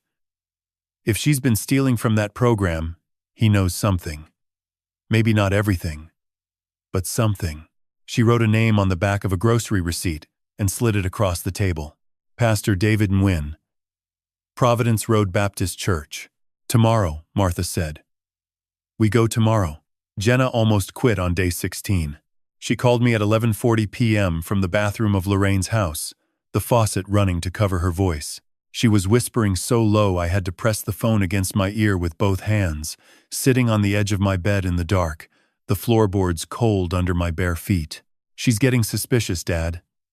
She asked me today why I've been staying over so much. She said I never used to visit this often. She looked at my phone twice during dinner. Did she touch it? No. But she looked. I could hear the faucet. I could hear my daughter's breathing shallow, quick, the same way she breathed when she was 6 and afraid of thunderstorms. I used to sit on the floor next to her bed during storms, my back against the wall, and tell her that thunder was just God moving furniture around in heaven. She'd laugh every time. She'd fall asleep with her hand hanging off the mattress, her fingers curled around mine. Now she was 28 years old, hiding in a bathroom, spying on her mother for a father she'd poisoned for 14 months. There is no parenting manual for this. 3 more days, I said. Martha says we need one more recording. Something with Derek's voice. Something that connects him directly to the loans. And if she catches me? I didn't have an answer. Martha would have said something practical. Pack a bag, keep your keys in your pocket, park facing the street for a fast exit. But Martha wasn't on the phone. I was. And I was a mechanic, not a strategist. Then you leave, I said. You walk out the front door and you drive to the laundromat. Martha's there until midnight, every night this week. She'll be waiting. Jenna was quiet for 4 seconds. I counted. Okay, she said. 3 more days. She didn't quit. On day 18, a Thursday, Lorraine made the mistake that ended her. She FaceTimed Derek Stanton at 9:15 p.m. from the kitchen island. Her third glass of Pinot Grigio, half empty beside her elbow. A cigarette burning in an ashtray she kept hidden behind the bread box. Jenna was supposed to be asleep in the guest room upstairs. She wasn't. She was sitting on the 3rd step from the top of the staircase, her iPhone balanced on the banister. Screen recording activated, capturing every word that drifted up from the kitchen through the open floor plan Lorraine had insisted on during the 2011 renovation, the renovation I paid $34,000 for with overtime money from rebuilding, fleet trucks for a moving company in Concord. The FaceTime call lasted 22 minutes and 14 seconds. It was the longest 22 minutes of my daughter's life, and it contained everything. Derek appeared on screen in what looked like a hotel room, beige walls, generic lamp, a window showing city lights Jenna couldn't identify. He was wearing a polo shirt with no logo. His hair pushed back. Relaxed the way people get when they believe no one is listening. The Wilmington condo closes next Friday, Derek said. Buyers paying cash. $278. Below asking. But I don't want to sit on it. And the Outer Banks house? Listed yesterday. Realtor says we'll have offers by the weekend. Market's hot down there right now. Vacation rentals. Lorraine tapped her cigarette against the ashtray. What about Lake Lure? That one we keep. Transfer it into the new LLC after January. Different name, different state. Wyoming, this time they don't ask questions in Wyoming. Jenna told me later that her hands were so still during this part of the conversation that she thought something was wrong with her body. No shaking. No trembling. Just a calm she didn't recognize. Like her nervous system had decided that fear was no longer useful and switched to something colder. Derek continued. The SBA loans are untraceable once the properties sell. Money goes through Coinbase, sits in Bitcoin for 90 days, then comes back clean through 3 different accounts. I've done this before, Lorraine. Twice in Florida. Once in Georgia. The trick is moving before the audit cycle catches up. And Frank? What about Frank? He's got that woman helping him. The one from the laundromat. She pulled property records last week. Derek leaned closer to the camera. A laundromat owner pulling county records isn't the FBI. She's not a threat. She's a bookkeeper with a hobby. She's smarter than you think. Then we move faster. Sell the Outer Banks house this month, not next. Close the Wilmington deal on schedule. Wire everything to the Grand Cayman account by December 15th. After that, we're ghosts. Lorraine smiled. It was the kind of smile I remembered from our marriage. Not warm, never warm, but satisfied. The smile of a woman who had finished a crossword puzzle in ink. What about Jenna? She asked. What about her? She's been asking questions. Nothing specific. But she's here more than usual. She watches me. Derek shrugged. She's your daughter, Lorraine. She's not a detective. She's a kid with a lab coat and $78,000 in student debt. If she gets noisy, remind her what happens if the FBI finds out about the Gatorade. That keeps her quiet. It's kept her quiet for 14 months. Jenna held the phone steady. She didn't blink. December 15th. Derek repeated. Grand Cayman. After that, Belize for 6 months, while the dust settles. I've already got the rental in San Pedro, 3 bedrooms. Ocean view, $1,800 a month. We live cheap? we stay invisible? And by next summer, nobody in Charlotte remembers either of our names. Lorraine picked up her wine glass. Frank will remember. Frank can barely remember breakfast. They laughed. Both of them. A short, clipped laugh that bounced off the kitchen tile. The same tile I'd installed in 2003 while my daughter slept on the couch with a fever. The FaceTime ended at 9:37 p.m. Jenna stopped the screen recording, saved it, and sat on that staircase for another 11 minutes without moving. She told me she stared at the banister and counted the spindles. There were 14. She counted them 3 times. At 9:48 p.m., she walked to the guest room, closed the door, copied the recording to the burner USB, and deleted the original from her phone. She placed the USB inside the tampon box, zipped her overnight bag, and set it by the door. She didn't sleep that night. Neither did I. Because at 10:02 p.m., Jenna sent me a text message, 4 words. No punctuation. No emoji. I got everything, Dad. I sat on the edge of my bed holding that phone until the screen went dark. Then I called Martha. She answered on the first ring. Like she'd been waiting. I could hear dryers tumbling in the background. The low mechanical hum of machines doing the only honest work left in the world. She got the FaceTime, I said. Martha was quiet for 3 seconds. Then, call Pastor Nguyen. First thing tomorrow morning. We need his peace before we go to Torres. You think she'll listen this time? She'll listen. She'll have to. We're not bringing her complaints anymore, Frank. I heard Martha close something. A cash register. A dryer door. I couldn't tell. We're bringing her a case. Providence Road Baptist Church sat on a half-acre lot between a dentist's office and a Kumon tutoring center, the kind of location that made you wonder whether God had a sense of humor about real estate. The building was red brick, white columns, a steeple that hadn't been painted since the Obama administration. A sign out front read, All are welcome Sunday service 10 a.m., Pastor David Nguyen. Below it, a smaller one. Meals on Wheels distribution. Tuesdays and Thursdays 11 a.m., 1 p.m. Martha parked her minivan at 8:47 a.m. Cold enough that our breath fogged the windshield within 30 seconds. Let me do the talking first, she said. Pastors respond better to women who look like they volunteer at things. You don't volunteer at things. He doesn't know that. We found Pastor Nguyen in a small office at the back, cinder block walls, metal desk, a framed photograph of him shaking hands with Billy Graham at a 1998 crusade. He was 59, 5'6", reading glasses on his forehead, sweater vest that had survived 3 decades of Wednesday night prayer meetings. He looked like a man carrying something heavy who had only recently realized he couldn't put it down. Martha started with Meals on Wheels. No mention of the FBI or the loans. Pastor, how long has Lorraine Holloway been volunteering with your program? About 18 months. Right after the divorce. He glanced at me. She said she wanted to give back. I thought it was healing. And how has the program been doing financially? His open hands closed into loose fists. Not angry, tired.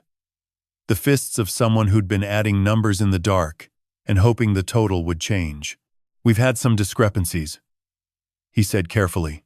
Martha opened her folder twice as thick since my birthday and spread 3 pages across his desk.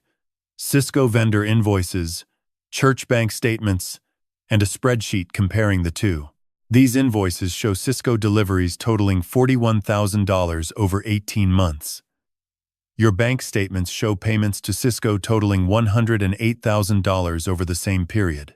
The difference is $67,000, Pastor. $67,000 that left your church and never arrived at Cisco. He stared at the spreadsheet the way a man stares at a diagnosis he already suspected but wasn't ready to see on paper. Where did it go? Redirected. Overpayments routed through a duplicate vendor account, same name, different routing number. That second account belongs to Stanton Capital Partners, incorporated in Delaware. Beneficial owner, Derek Raymond Stanton. Lorraine's partner, Yes. He pressed his palms against his eyes. I counted to 12 before he spoke. I noticed things.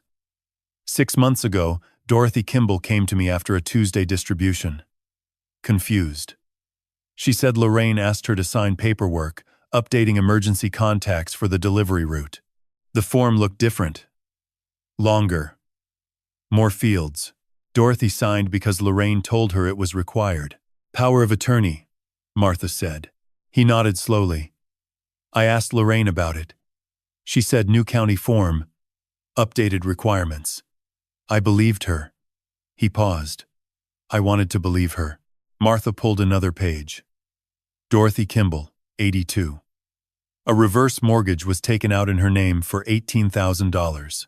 She lives in a paid-off house on Shamrock Drive her late husband bought in 1974. She never applied for it.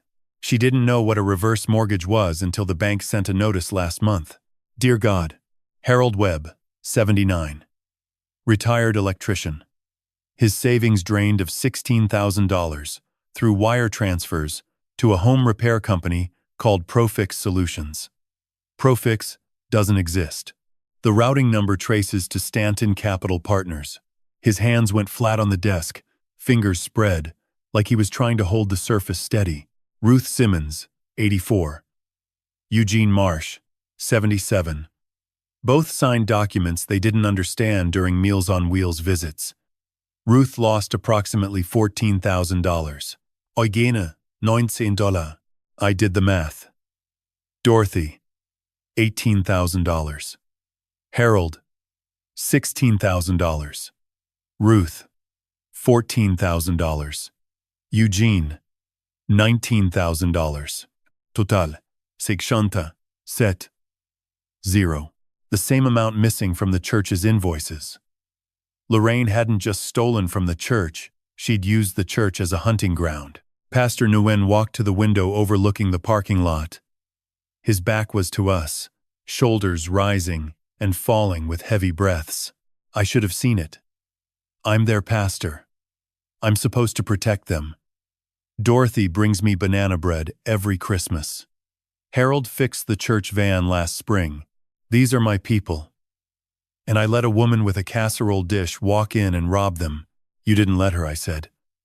First time I'd spoken since we sat down. She lied to you the same way she lied to me. The same way she lied to our daughter. Lorraine doesn't need permission to take from people. She just needs proximity. He turned around. Eyes red, jaw set. What do you need from me? Martha closed the folder. Come with us to the FBI field office. Bring every financial record, invoices, receipts, bank statements, volunteer logs, and be willing to testify that Lorraine had unsupervised access to elderly congregants and church funds for 18 months. When? Tomorrow. 2 o'clock. Agent Rebecca Torres. Charlotte Field Office. 4th floor. He looked at the Billy Graham photograph 28 years ago, this same city when he was a young seminary student who believed faith could fix anything. He looked at it for a long time. I'll be there. And I'll bring every piece of paper in this building. Martha shook his hand. Then he looked at me. Really looked. The way people do when they realize they've been standing next to a burning house and didn't smell the smoke. I'm sorry, Frank. Nobody knew, Pastor. That's how she built it. We walked out at 9:31 a.m. November sun cut through clouds at a low angle, making Charlotte look golden and clean, dishonest in its beauty. Martha sat in the driver's seat without starting the engine. 4 victims, a pastor, a church, a shell company, 3 properties, 9 loans, 14 months of poisoning, and a FaceTime confession. She counted on her fingers. Torres wanted a case. We're bringing her a war. We arrived at the FBI Charlotte field office at 1:47 p.m., 13 minutes early. Because Martha Chen did not believe in being on time. On time, she said, was what people aimed for when they didn't care enough to be early. She'd ironed her blouse that morning. In 5 weeks of knowing Martha, I had never seen her wear anything that wasn't a fleece jacket or a laundromat apron. Pastor Nguyen met us in the lobby carrying 2 canvas tote bags, the kind churches give away at Vacation Bible School, printed with cartoon fish and the words "Hooked on Jesus." Inside, 18 months of bank statements, vendor invoices, volunteer sign, in-sheets, donation ledgers, and a handwritten log he'd started keeping 6 months ago when the numbers began to feel wrong. Everything organized chronologically with colored tabs. Green for income, red for expenses, yellow for discrepancies. The yellow tabs outnumbered the others 3-1. I carried Martha's binder 3 inches thick now and a plastic grocery bag with 4 USB drives. 3 held Jenna's audio recordings. The 4th held the FaceTime screen recording. 22 minutes and 14 seconds of Derek Stanton explaining how to dismantle a man's life and vanish to the Caribbean. Agent Torres met us in the same conference room where she'd interrogated me 2 weeks earlier. Same table, same fluorescent lights. But 2 weeks ago I sat there as a suspect. Today I walked in carrying evidence in a grocery bag, flanked by a laundromat owner and a pastor with cartoon fish tote bags. "Mr. Holloway, you've brought company. I've brought answers." Martha took the lead. She'd rehearsed twice in the minivan, timing herself 14 minutes before Torres could interrupt. She started with the money. 9 loans, $112,000, routed through Stanton Capital Partners, a Delaware LLC, Property Trail. Outer Banks, $485,000. Lake Lure, $195,000. Wilmington, $280,000. Total $960,000 in cash purchases. Crypto flow. Loan money converted to Bitcoin through Coinbase, held 90 days, reconverted through 3 accounts. Approximately $400,000 laundered. Delinquent property taxes across all 3 houses totaling $31,000, evidence of an exit strategy, Torres wrote. She didn't interrupt once. Pastor Nguyen stood. He opened his tote bags and spread church records across the table with the care of a man laying communion elements. He explained the Cisco gap, $41,000 in real deliveries versus $108,000 in payments. The $67,000 difference routed through a duplicate vendor account to Stanton Capital Partners. He named the 4 victims: Dorothy Kimball, Harold Webb, Ruth Simmons, Eugene Marsh. He described how Lorraine used Meals on Wheels to enter their homes, earn their trust, and forge documents they couldn't understand. His voice cracked on Dorothy's name. He steadied himself. "These are people I'm responsible for. I failed them. But I'm here now, and I'll testify to everything." Torres turned to me. "And the poisoning?" I set Dr. Amari's toxicology report on the table. 14 months of anxiolytic compounds, consistent with deliberate oral administration. I explained the Gatorade, Jenna's access, Lorraine's coercion. "Your daughter did this knowingly? She did it scared." "There's a difference." Martha placed the 4 USB drives in a row, labeled in her handwriting. She plugged in the 4th and pressed play. Derek's voice filled the room. "The SBA loans are untraceable once the properties sell. Money goes through Coinbase, sits in Bitcoin for 90 days, then comes back clean through 3 different accounts. I've done this before, Lorraine. Twice in Florida, once in Georgia." Torres raised her hand. Martha paused. 6 seconds of silence. "How long is this recording?" 22 minutes and 14 seconds. Torres looked at the binder, the tote bags, the USB drives, the toxicology report. She looked at a retired mechanic with no pension, a laundromat owner with a 10-year-old laptop, and a pastor carrying evidence in Vacation Bible School bags. Then she picked up her phone. "Torres, I need Marsh, Coletti, and Park in Conference Room B. Now. And get me a warrant team on standby." She hung up and looked at me. For the first time since she'd kicked down my garage door, her expression wasn't suspicion. It was something closer to respect, the grudging kind people give when you've done something they didn't believe you could. "Mr. Holloway, I owe you an apology." "I don't need an apology, Agent Torres. I need my name back. You'll get it." She tapped the FaceTime USB. This recording alone covers federal wire fraud, conspiracy, and money laundering. Combined with the church documents, the toxicology, and property records, this is a RICO case. Multiple states, multiple victims, organized conspiracy. What about Derek Stanton? He mentioned December 15th for the Grand Cayman transfer. Today is December 3rd. 12 days. Torres stood. We won't need 12. 3 agents entered Marsh, Coletti, Park. The same 3 who'd pointed guns at me under a Silverado. Marsh looked at the evidence spread across the table, then at me, and nodded once. Not an apology. An acknowledgement. Torres assigned teams. Marsh and Coletti. Warrants for Lorraine's Myers Park residence, Derek's office on South Tryon, and all 3 properties. Park. Coordinate with U.S. Marshals for airport intercept at Charlotte Douglas International. Torres. Handle FaceTime evidence. Coordinate with FBI offices in Florida and Georgia for Derek's prior operations. We move tomorrow. Simultaneous raids. 6 a.m. She looked at me. That includes your daughter, Mr. Holloway. If Jenna is inside that house when we execute, she'll be arrested with everyone else. She won't be there. We left at 3:22 p.m. December sun dropping behind the Bank of America Tower. Pastor Nguyen shook my hand in the parking garage.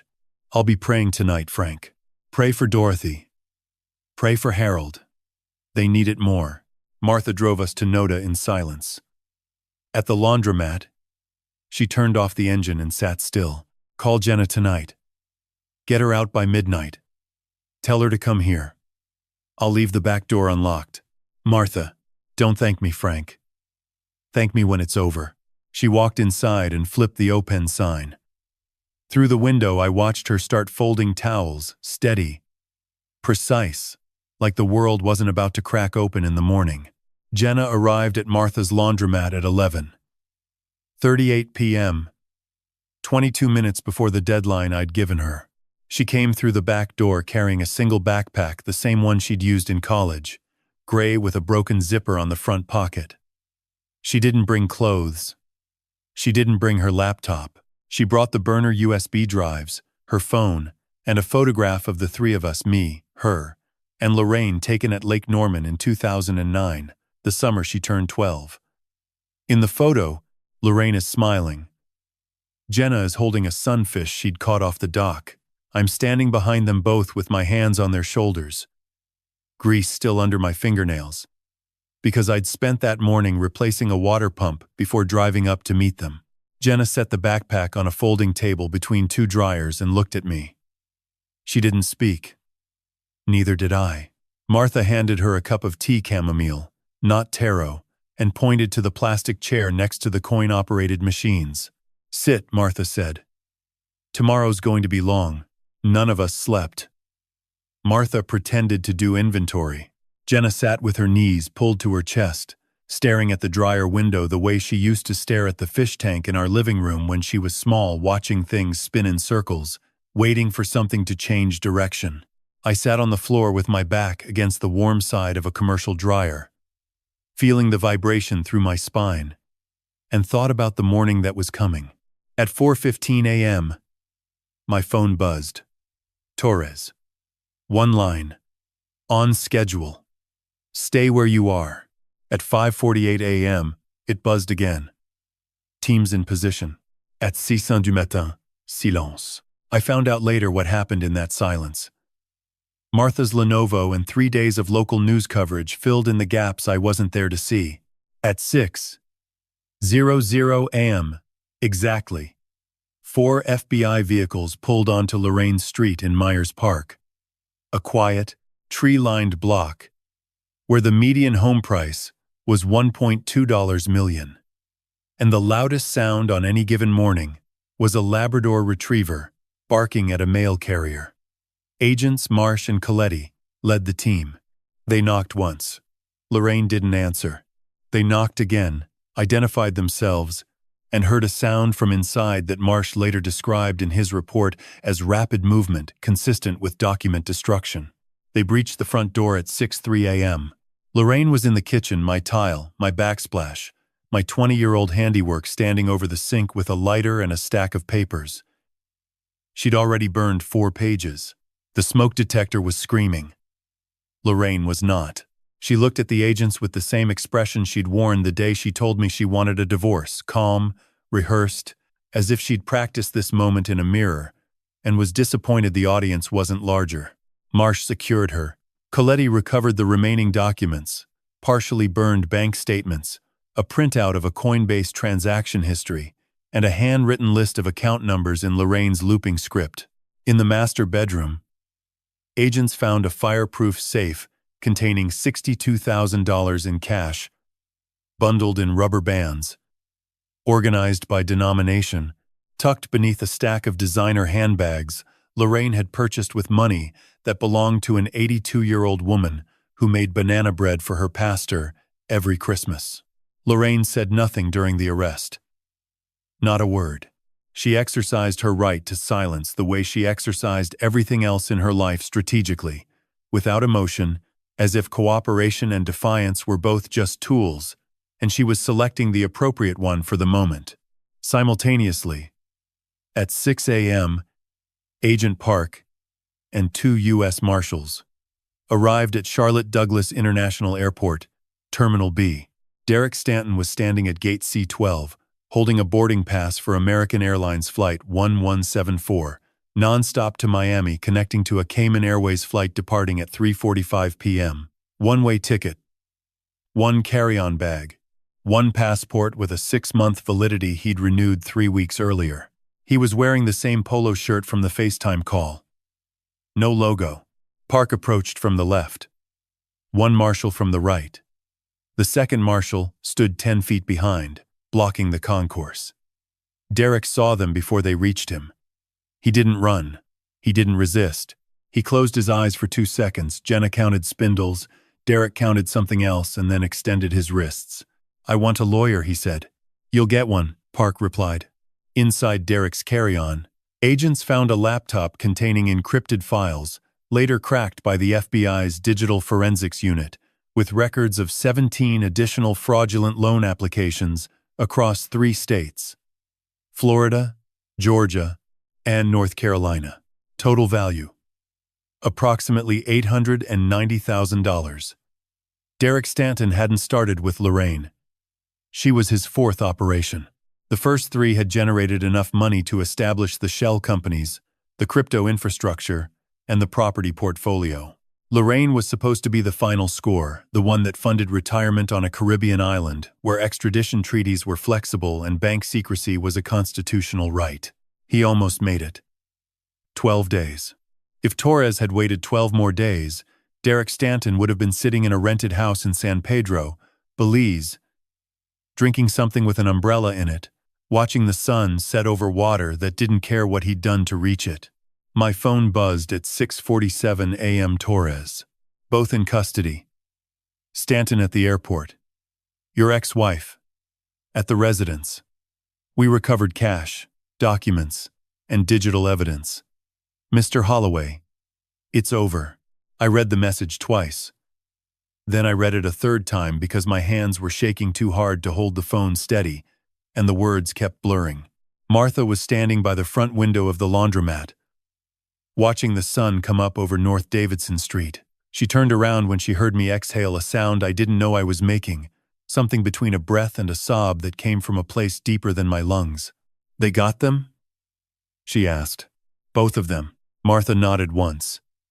She walked to the counter, poured 2 cups of coffee from the pot she'd brewed at 5 a.m., and set one in front of me.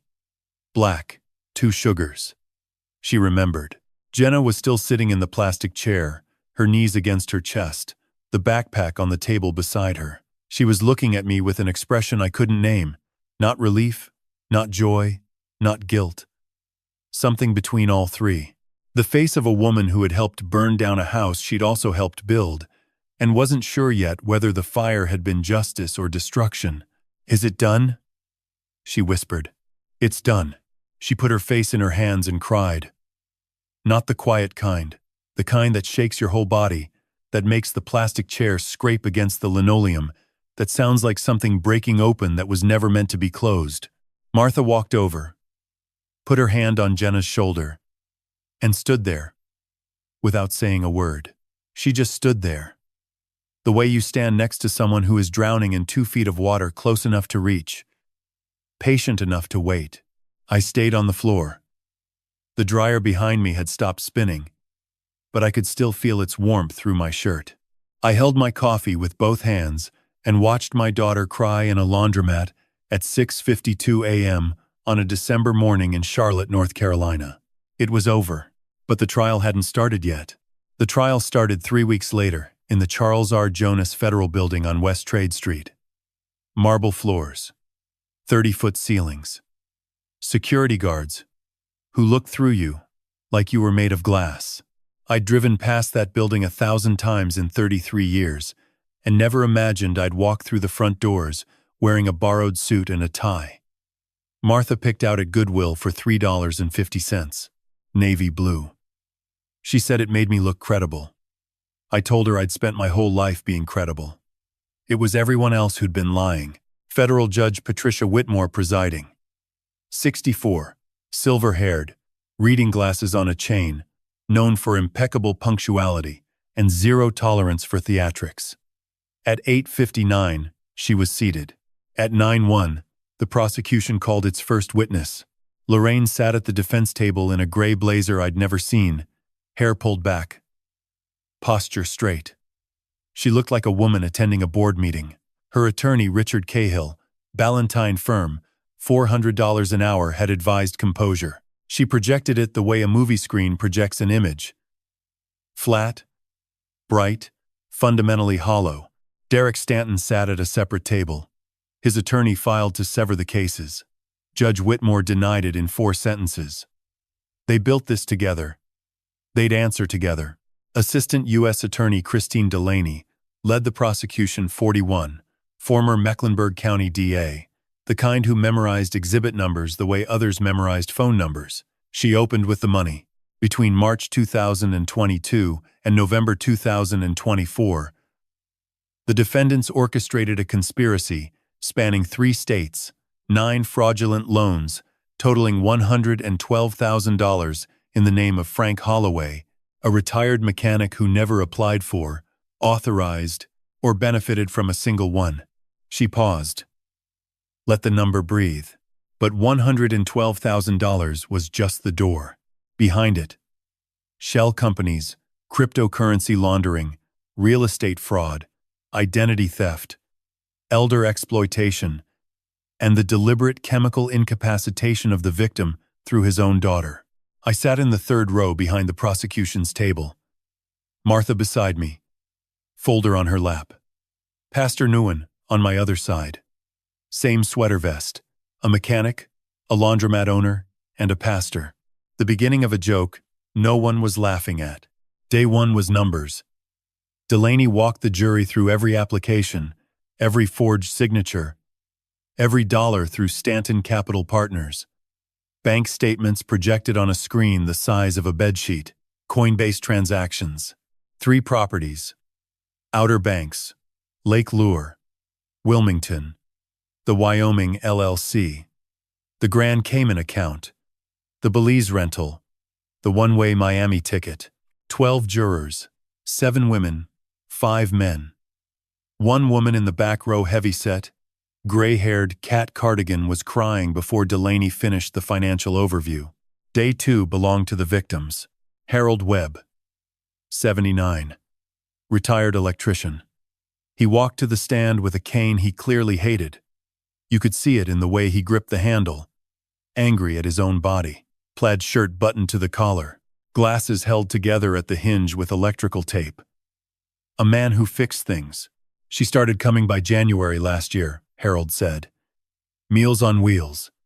Casserole every Tuesday. Stayed 20-30 minutes. Asked about my wife Doris. Passed in 2019. Real friendly. Real interested. Did she ask you to sign documents? Said it was a home repair program through the church. County required updated information. I signed where she pointed. He looked at his hands. I've signed contracts my whole career. Permits, union papers, inspections. But I trusted her. She brought me food, sat in my kitchen, and talked about Doris like she cared. How much was taken? 16,000. 31 years of putting away a little each month. Found out when I tried to pay for my granddaughter's dance recital costume. Card declined. Bank said my balance was $43. The cat cardigan woman was crying again. 2 jurors beside her stopped writing notes. Ruth Simmons, 84. Retired schoolteacher. Wheelchair pushed by her nephew, 40s. Arms crossed, jaw clenched, so tight I could see the muscles from the 3rd row. Ruth was 5 feet, 90 pounds. White hair pinned back. Voice that carried the way a teacher's carries. Clear, precise, accustomed to being heard. She told me I was signing up for a senior discount at Harris Teeter. I thought I was saving on groceries. Instead, she took $14,000 from an account my husband opened in 1981. He's been gone 11 years. That money was supposed to bury me next to him. Delaney let the sentence sit like a stone in still water. No follow-up. Just silence. And Ruth looking at Lorraine across 30 feet of courtroom. Lorraine didn't look back. Pastor Wynn testified in the afternoon. Same tote bags, same colored tabs. He walked the jury through 18 months of Meals on Wheels. Real Cisco invoices. The duplicate account. The $67,000 gap. Dorothy's power of attorney. Eugene's forged documents. I vouched for her. Stood in my pulpit and told my congregation Lorraine Holloway was a blessing. I introduced her to people who couldn't protect themselves. Every dollar she stole went through a door I opened. He removed his glasses.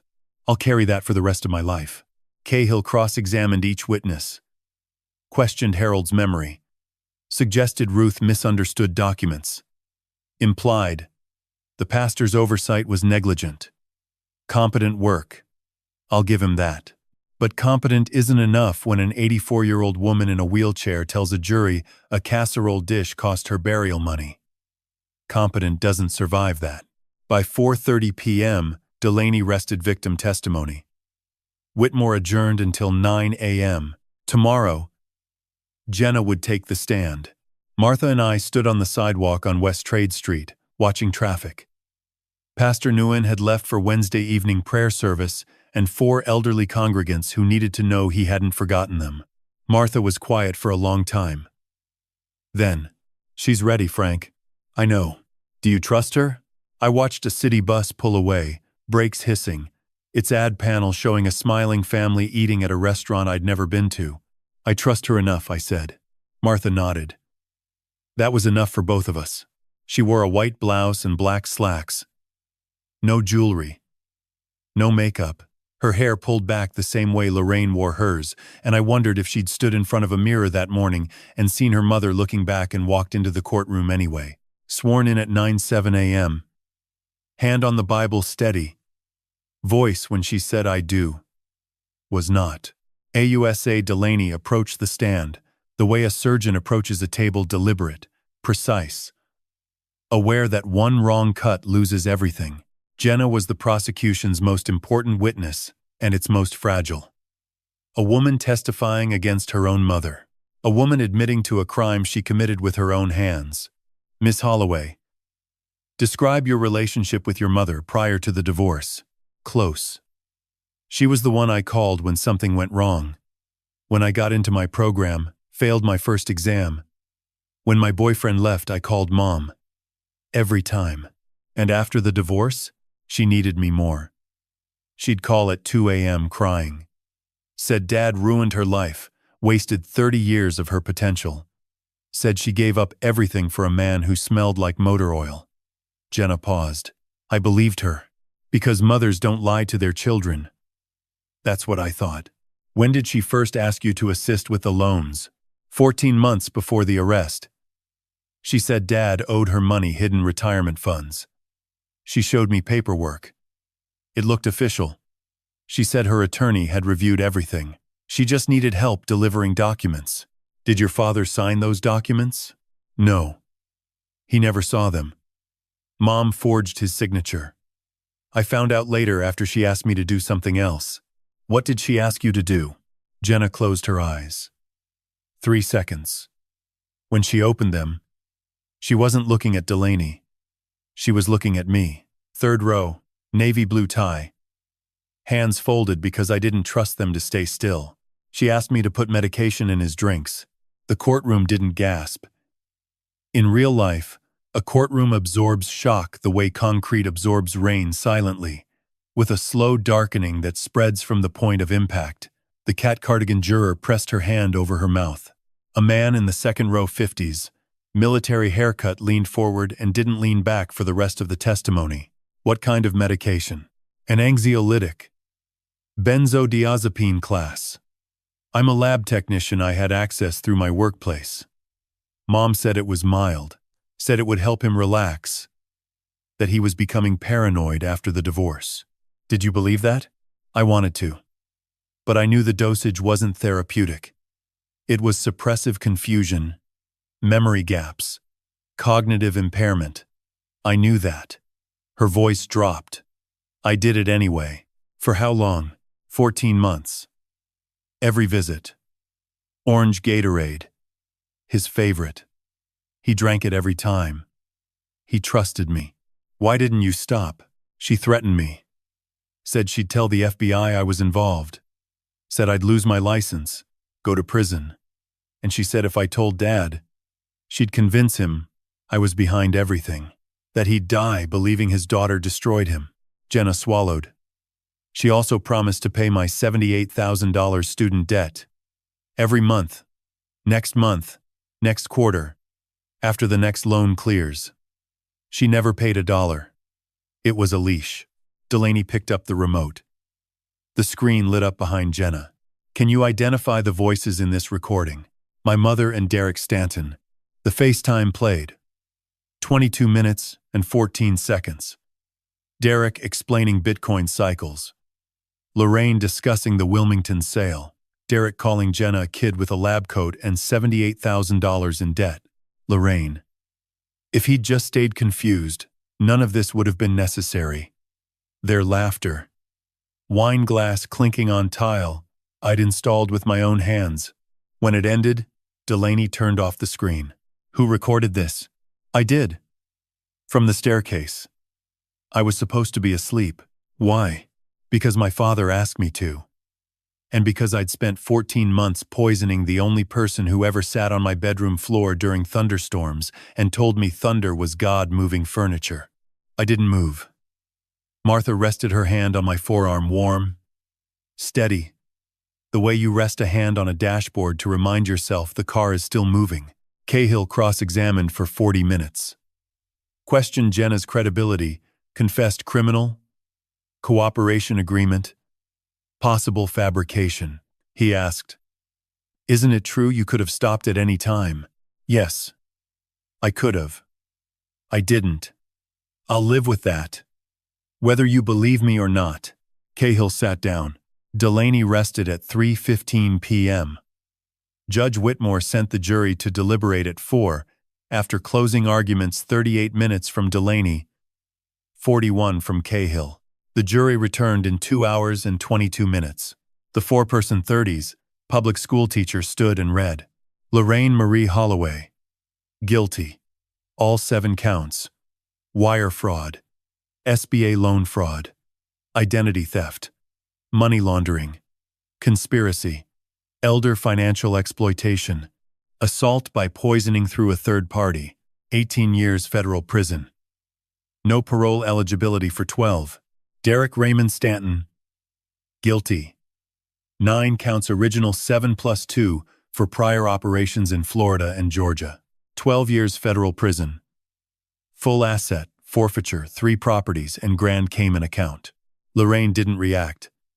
Hands folded. Eyes forward. Composure intact. The same armor she'd worn for 29 years of marriage. Cahill whispered in her ear. She didn't respond. Derek closed his eyes. 2 seconds. The same 2 seconds he'd taken at gate C12. Opened them. Stared at the table. I sat in the third row and felt nothing. Not relief. Not justice. The kind of nothing that comes after carrying something so heavy for so long that when you set it down, your body doesn't remember how to stand without the weight. Martha leaned over. It's done, Frank. Not yet. Jenna's trial is next week. Jenna's trial was held the following Tuesday in the same courtroom, same judge, same marble floors that made your shoes sound like apologies. Judge Whitmore had agreed to hear Jenna's case separately, a decision the prosecution supported, given her cooperation. She wasn't a mastermind.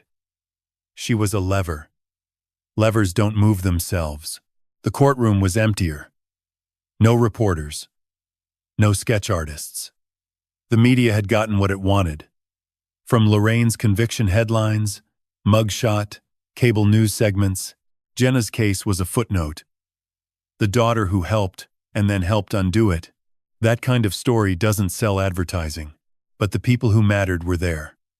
Martha, in her usual spot, folder closed for the first time in weeks.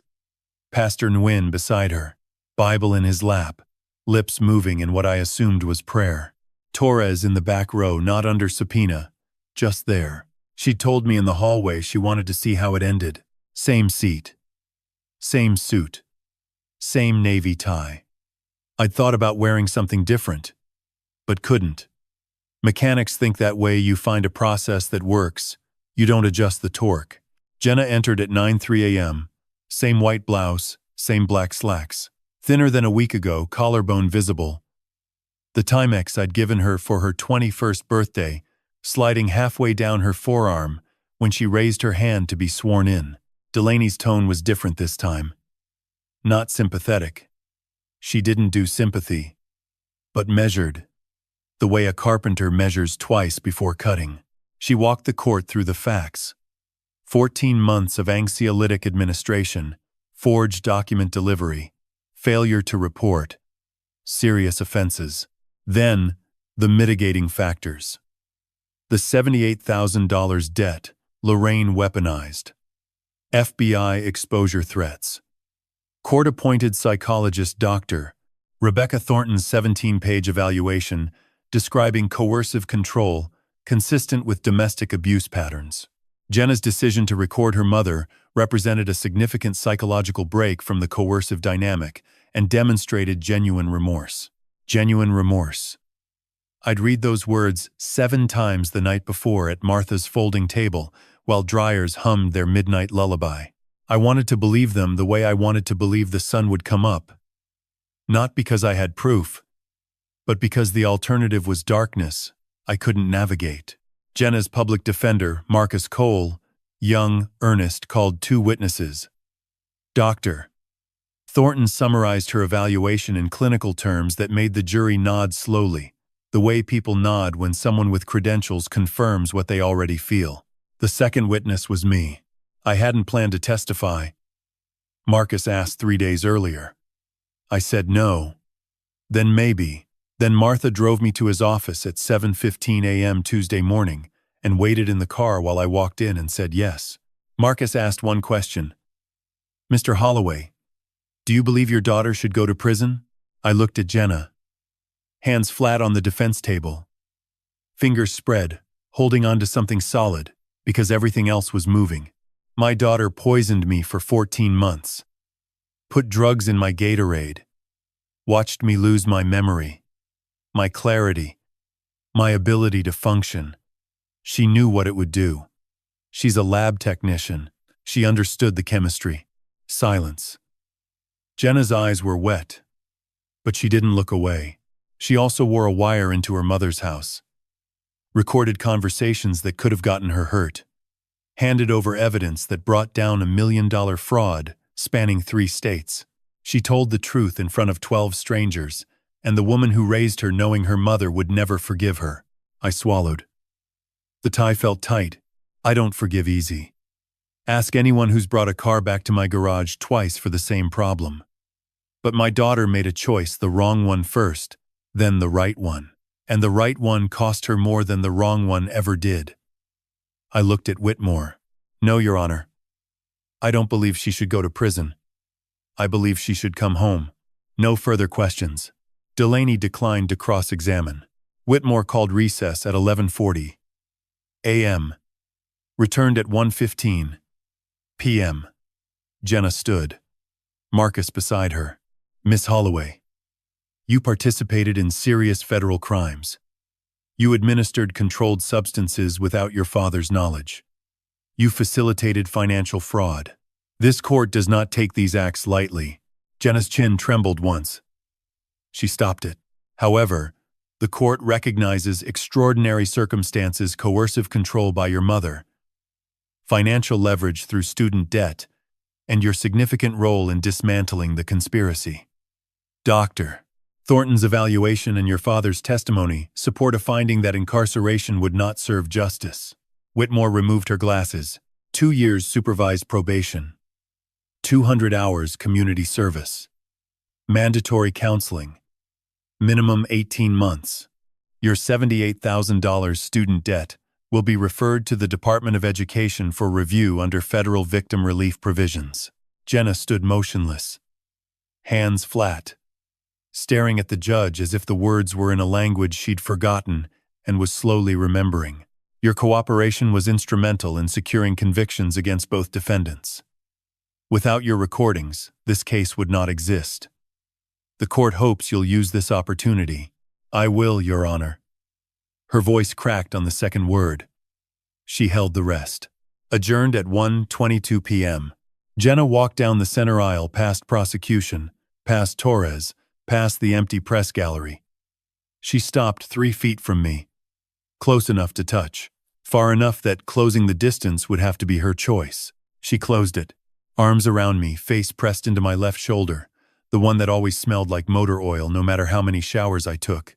Not an adult hug, polite and measured, the way a child holds something they almost lost. I put my arms around my daughter for the first time in 4 months and 14 days. Martha watched from the third row, folder under her arm. She didn't interrupt. She didn't smile. She just stood there, patient, practical, unimpressed by the universe's cruelty, and let 2 people find each other in a federal courtroom on a Tuesday in December. Pastor Nguyen placed his hand on my shoulder as he passed. Said nothing. Didn't need to. Torres nodded from the back row. One nod. Then left. We walked out at 1:34 p.m. December air sharp and clean on my face. Jenna beside me. Martha 3 steps ahead, fishing for minivan keys in a purse the size of a grocery bag. Where to? Martha called. I looked at Jenna. She looked at me. Home, I said. Jenna sat in the back seat. Timex loose on her wrist. Lake Norman photograph in the broken zipper pocket. She watched Charlotte pass traffic lights, construction cranes. A man selling hot dogs on Tryon and 4th. Dad? Yeah? Can we stop for Gatorade? I turned around. She was smiling. Small, crooked, uncertain, the same smile from 12 years old. Standing on a dock, holding a sunfish she couldn't believe she'd caught. Orange? I asked. Orange. Martha shook her head and pulled into a gas station on North Davidson. 2 blocks from the laundromat. 4 blocks from my garage, in the neighborhood where I'd spent 33 years fixing things other people had broken. Some things, it turns out, you can fix yourself. 6 months later, I bought a rocking chair. Not a fancy one. White oak, built by a guy named Earl in Waxhaw who sold furniture out of his barn on weekends. $85. Cash. I put it on the front porch facing the road, Martha's laundromat on the left. My garage on the right. The garage was mine again. Charlotte reinstated my business license on February 14th. Valentine's Day. Martha called it the universe's idea of a joke.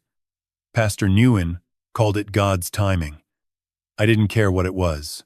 I cared that the sign still read Holloway Mechanics fair prices, honest work, and that the first customer who pulled in was Tommy Rollins, driving the same 1998 Silverado, needing the same brake line I'd been fixing when the FBI showed up. Heard you were open again, Tommy said, not meeting my eyes. Heard you went to Firestone. $412. I'd have charged you 90. He extended his hand rough, calloused, the hand of a man who knew he'd been a coward and was trying to walk it back without saying the word. I shook it.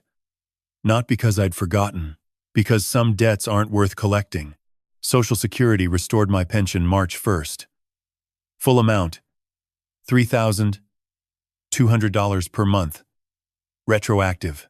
Back payment, $19,200, deposited into an account the bank had unfrozen in January after Torres made a phone call she never mentioned. The federal restitution order required Lorraine and Derek to pay $52,000 in damages, lost income, medical costs, economic harm.